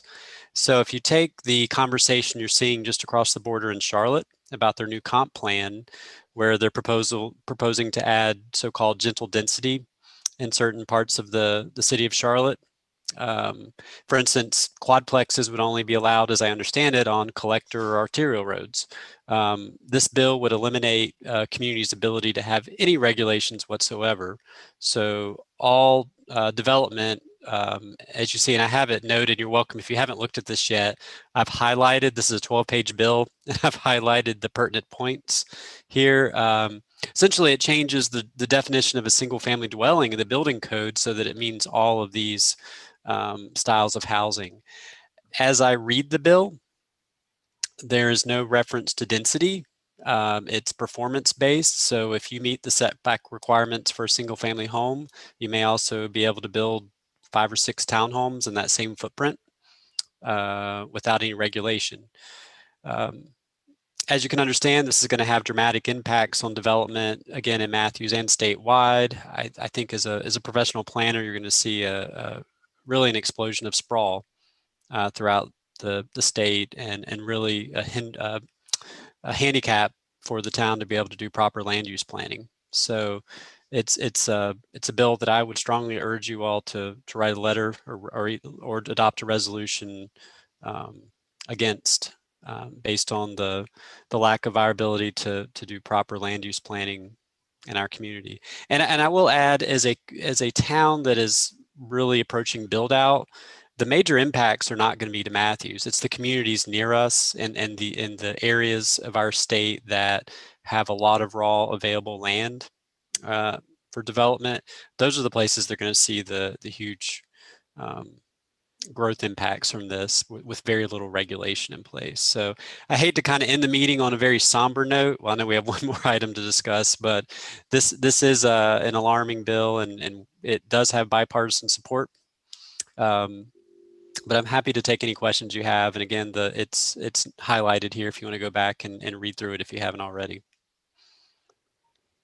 Jay, I think what would be good for the entire board, because I've had a few questions from a couple members, is this is being sold under the guise of affordable housing, of making affordable housing better.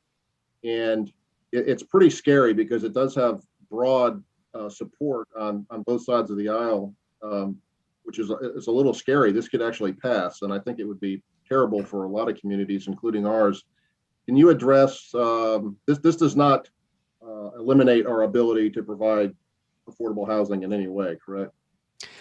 No, I mean, I think even though it's not referenced in the bill, that there could be some supporters that see this as the end result, that it opens up more housing opportunities. You've heard that there's very little inventory on the market right now. Like in Mecklenburg County, I think there's only 3,000 or 4,000 houses on the market. That's a number a realtor gave me recently. I think that's the number I was given. So I think in theory, if you open up the free market and deregulate, you create a housing boom and you reduce housing prices. But I also think the Hazen, was it the Home Builders Association? Are they behind this as well? So that there are other groups involved. This is not coming from a purely affordable perspective. I think this would be terrible, and you know, I just want to scream at the North Carolina legislature to stop taking away local control. It seems like every year they take something else away from us. This is yet another example. So I would entertain a motion to, I guess, allow staff to draft a letter stating that it is our intention to not support this bill. Do we have such a motion, or is there any other discussion or questions before we do that? Chair Pro Tem Garner. I find this bill shocking or surprising, but I think if we draft a letter, it would be helpful if we also state that we support some of the other bills that promote affordable housing, or at least make it known that we aren't, fighting affordable housing, because the name of the bill has affordable housing in it.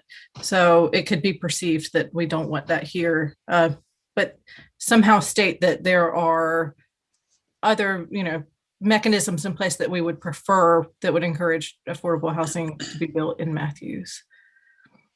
Noted. I would support that. Are there, Commissioner Bland? Isn't this something that we should really get our legislators, Ms. Hunt, maybe? You're freezing up. Them, and tell them how strongly, right, but Dave, can you turn legislators? I think we need to get them on board. You can turn off your video. Thank you. Repeat what you said because you were freezing up. I think I got the gist of it. Say it again. We need to get our legislators on board if we can. Our state house rep and our state senators, and really impress upon them how strongly we're opposed to these two bills that we're talking about tonight. I would see this letter being written to our legislators, our elected leaders for this area, and then maybe copy all the people that have sponsored this or signed on to it. But I totally agree. We need to get our elected officials. Commissioner Urban. I'll go ahead and make the motion to direct staff to draft a letter in opposition to Senate Bill 349. But I will indicate I understand perfectly why this bill has come about. It is we don't want to grow and we want to push sprawl out, and then you have the advocates that want to produce housing at quantities that can bring it to affordability, and you have that conundrum, and that's the rub. But I really see this bill as about local control more than anything else. But I get it. I see exactly what they're trying to do. They use the term middle housing, and for those who don't know, that's the flavor of the month. Middle housing came out in a series of white papers in the last plus or minus 2 years, talking about this is the market to feed into the attainability and affordability for people who can't, pay X amount of dollars per month. And so the middle housing is a huge market right now. And this is a big push, not only from a legislative standpoint, it's a big push from an affordable standpoint. It's a big push from the housing standpoint, house, what is it? You mentioned it, the International Home Builders Association. So I get it. But I think the other thing we have to do as part of the letter is couch the progress made in the rezonings we've been taking, working with developers, looking at opportunities and options, but we need to make sure that we have a plan. And I know we've talked about this in subgroups about talking about growth and control of growth and affordability. We need to have a plan of action, and they need to know it. We just can't simply say we don't want this. We have to be able to lay out the cause.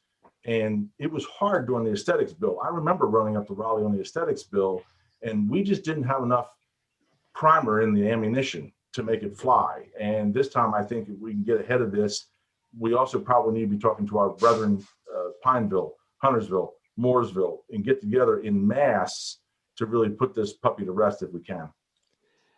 And if you read through the memo, there are other items that have sort of been snuck in later. Developers can gain vested rights, even if they submit incomplete applications. So they don't complete the app, they don't pay the fees, they're still vested for a certain amount of time. Attorney's fees, I think if there is, Charlie, I think there's a litigation over issues, it automatically puts the burden on the town if there's a challenge.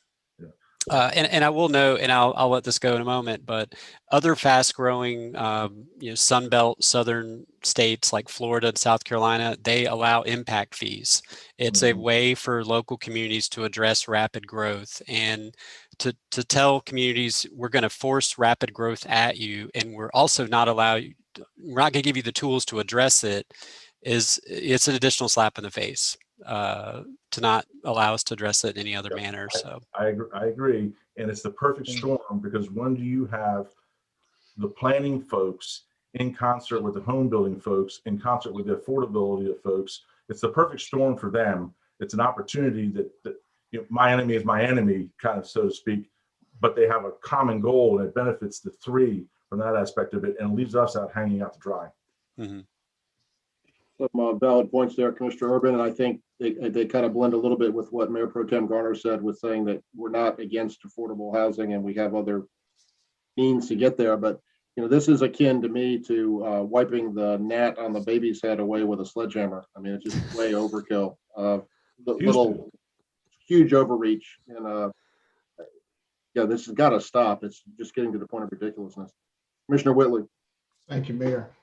Thank you, Renee. And that was my concern. For the years that I've been on this board, I've always pushed affordable homes. I'll try to look out for those who are less financially blessed to make sure that they have decent and affordable homes. And I SWAT to make sure that in voting for this, that we're not, as a town, is not saying we're not for that. And I think after reading through all of this, and I did read Jay through the whole thing and just try to get some feel, but it is some, and I hear what John Urban said. He's exactly right. What it is control. But certainly, I don't ever want to take the voice away from the local government, because it's our community and it's ours to say what we want to see in our community. So after reading through it and talking with the mayor and Renee and getting some information, I'm on board with it, as long as it's not killing the affordable home, because that is something dear to me that I think that is needed for the poor people. I guess that's the word I want to say, are those who are less financially blessed. Mr. Miller. Thank you. I just wanted to mention, I have a sample letter that was sent to me by a couple other commissioners who are wanting to also band together as the 6 towns. Rather than reinvent the wheel, I'd be happy to turn this over to you, Mayor, or Jay Camp, or anyone, and use part or all or any of it if you so desire. Thank you. Mm-hmm. Yeah, I have lunch with the other 6 mayors in Mecklenburg County once a month, and so this is something we certainly could discuss at our next meeting for sure. So I believe we had a motion by Commissioner Urban. Did we have a second? Second. Commissioner Bland, did you second it, or? I think I did. I think you did. So now we'll call for the vote. We had some additional discussion. So we have a motion from Commissioner Urban, second from Commissioner Bland. We'll take a roll call vote, and this is instructing staff to draft a letter. Jay, you and I can work together if we want to incorporate this with the other mayors in Mecklenburg County. Commissioner Whitley. Yes. Commissioner Miller. Yes. Mr. Urban, Yes. Mayor Pro Tem Garner. Yes, and I'd also like to encourage us to look at House Bill 496 in the future and write a similar resolution or letter. We can look into that. Commissioner McCool, Yes. Commissioner Bland, Yes. and I vote yes. That passes unanimously. We'll go on to item 12C2, Senate Bill 455, decriminalization of town ordinances. Hazen or Charlie, do you want to take this? Charlie wrote the memo. I thought he did a good job. Charlie, if you don't mind speaking to this, I think you're more equipped than me. Well, another example of intrusion into local control. As a historical perspective, back in the late 60s, there was court reform by the General Assembly. And as a part of that, the district court was added as a trial division to the court system along with Superior Court. But they abolished the old city recorders courts, which a lot of cities had city recorders courts. Well, city recorders courts, one of the big tools in that was the misdemeanor prosecutions or criminal prosecutions of violations of town ordinances or city ordinances. Well, those were abolished. Well, this tool was remained in the toolbox of municipalities to have the criminal prosecution for violation of ordinances, but it was a misdemeanor. And so it evolved that it really was not effective. It evolved such that the civil penalties toolbox got to be more popular use. And so that's still in effect. And this current bill will not affect civil penalties.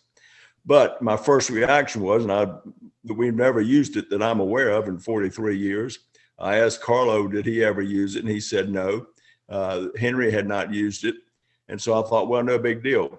But then I got to thinking about it and I thought about it overnight. It is a big deal.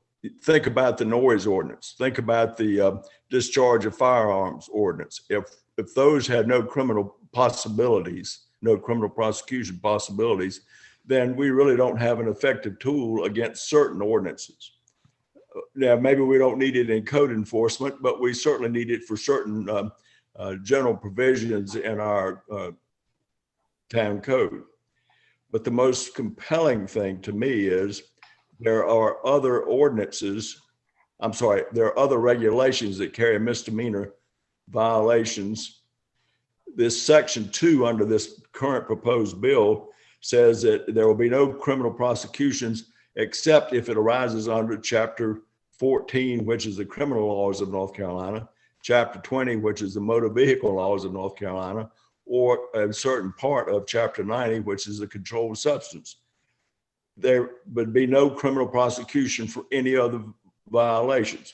Well, that to me is more disturbing than the loss of the toolbox on the city ordinances. What bothers me is we have state statutes that make it a misdemeanor to violate. And an example under 168, when the Personnel Act, if someone was to improperly release private information from an Personnel Act, that's a crime right now, and that is punishable as a misdemeanor. Well, this act would seem to do away with that criminal prosecution, which would create havoc with the trying to maintain the integrity of the public-private portions of the Personnel Act. The Chapter 166, that's the chapter that deals with the declarations of emergency declarations. Well, you need a certain amount of criminal enforcement behind statutes in that. They do not arise under 1420 or Chapter 90. So that to me is particularly alarming. And so I would simply recommend that the board take a position that the General Assembly oppose and our delegation oppose the adoption of that Senate bill because it has some terrible repercussions on it that I didn't even think about initially, but fortunately thought about it later.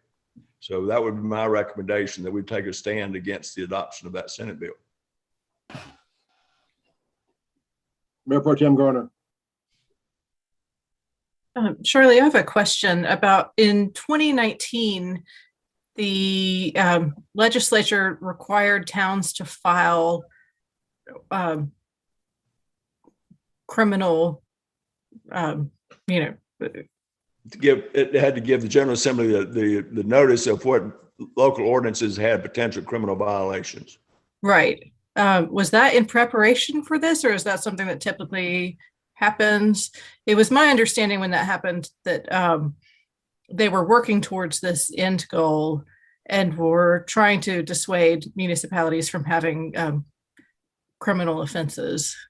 Well, I don't know if this is a direct correlation to that, or if they're connected or not. I have not, I've discussed this with the league. I've talked to Rose Williams up at the league, and she didn't mention that, but that's entirely possible that that was a precursor to this Senate bill.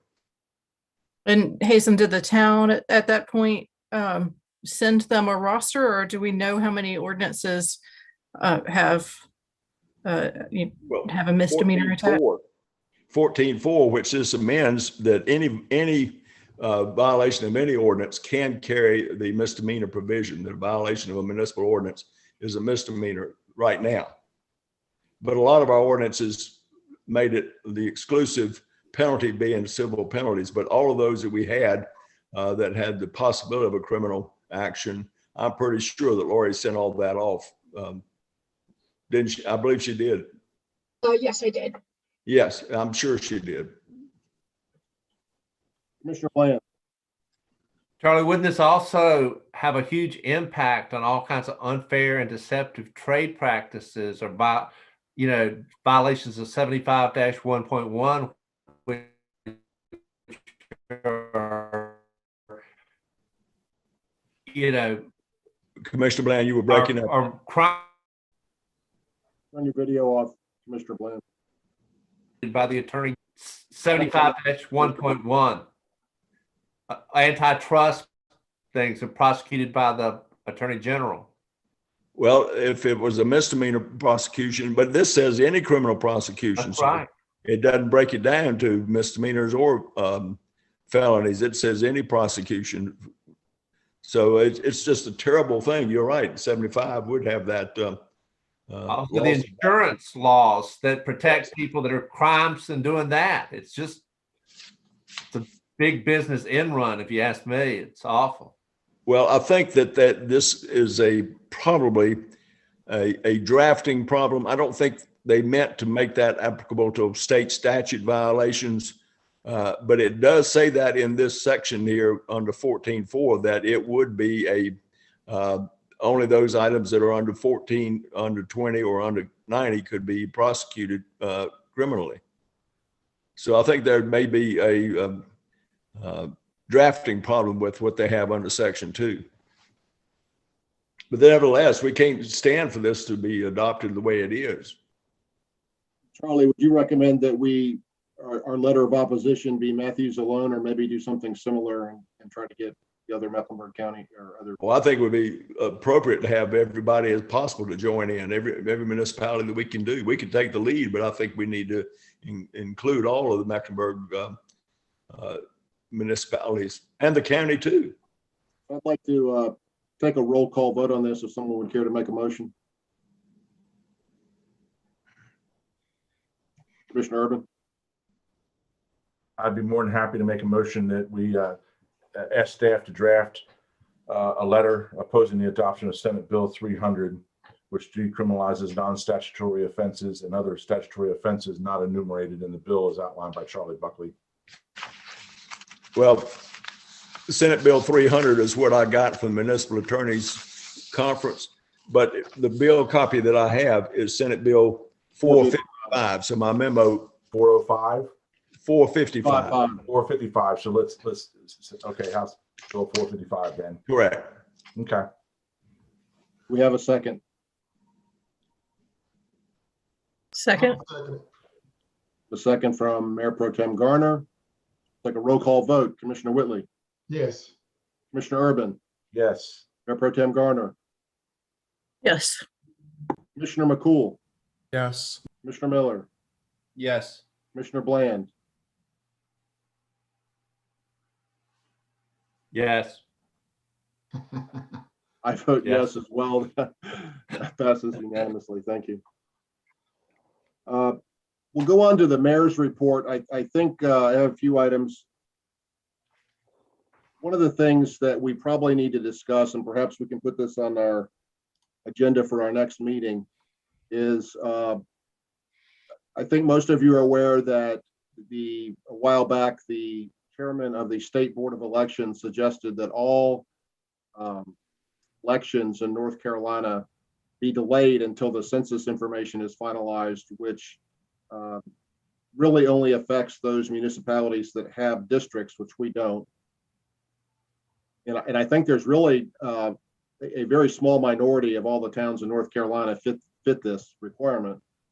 But some of our sister towns, like Huntersville is one that I'm aware of, passed a resolution from their board saying that they wish to have their election in November. If we don't do that and say that our election was delayed until May or whatever, then our term would only be for a year and a half or whatever. We'd still have the next election the following November.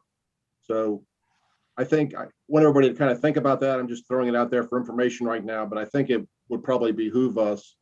Hazen, are you aware of any issues that would be created if we had our election in November instead of going along with some of the other? No, the league has consistently said, or everything I've heard is they're only talking about the like 43 cities that have districts. But it sounds like you want to be belts and suspenders sure that they don't come messing with towns like ours. Right. Commissioner McCool, do you have a question? I believe I read something the other day that Mecklenburg County Board of Elections had said that the 6 towns have really nothing to worry about this and our election should proceed. Unless I'm wrong, someone correct me, but I'm pretty sure Mitt Hill had done something similar to where they reached out to. Yeah. I think the confusion is, I think the State Board of Elections is contradicting some of the local organizations. I don't know. I'd like to get it. I think all of us would like to have it finalized and know whether we're going to be, if our term will end in November or be extended. So that's something to consider.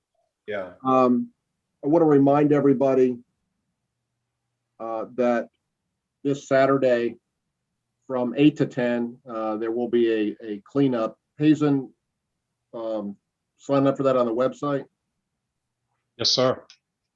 So if any of you would care to participate in kind of a Earth Day, clean up the litter effort, and we have quite a few people already signed up, is that correct?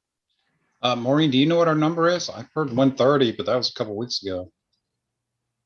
Yeah, I think we're up to about 150 right now. You know, if you can only do an hour or half an hour, I think it'd be good to have the elected officials out there. Now, there has been a request, I believe, from Paula Lester to get more volunteers in the old Roseland Cemetery. I mentioned that a few weeks ago. They're really, the volunteers helping to clean that property up have kind of dried up, and they're having cleanup Saturdays where 5 or 6 people show up, and it's a pretty large property. So that could be an opportunity if a couple elected officials wanted to go to the Roseland Cemetery. That's on the backside of the Taft development. What is that called now, Commissioner Urban? Address apartment complex. Backside there.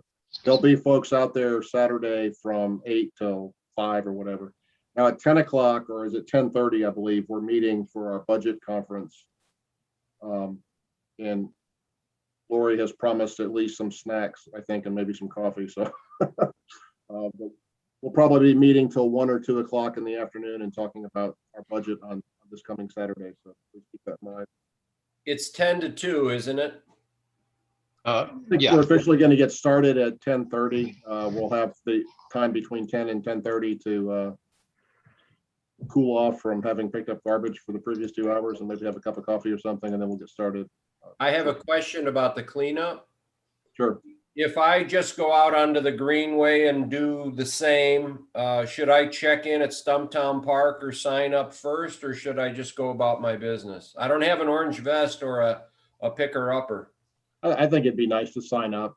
I mean, to Picker-upper. do whatever you want. But Mr. Mayor, I'd like to thank Hazen for allowing a dumpster in the Crestdale community. I did talk to Kenny Alexander, who's the president of Crestdale, and they are in full motion to clean up the Crestdale community and all in Crestdale Road there. So thank you, Hazen. That dumpster will be parked at the end of Matthew Chapel Road on at the old community center area there. It's a good location. People drive in, dump what they want to, pick up along over. But just want to thank you for that. Talk to Carlos as well too. So we're all in coordination.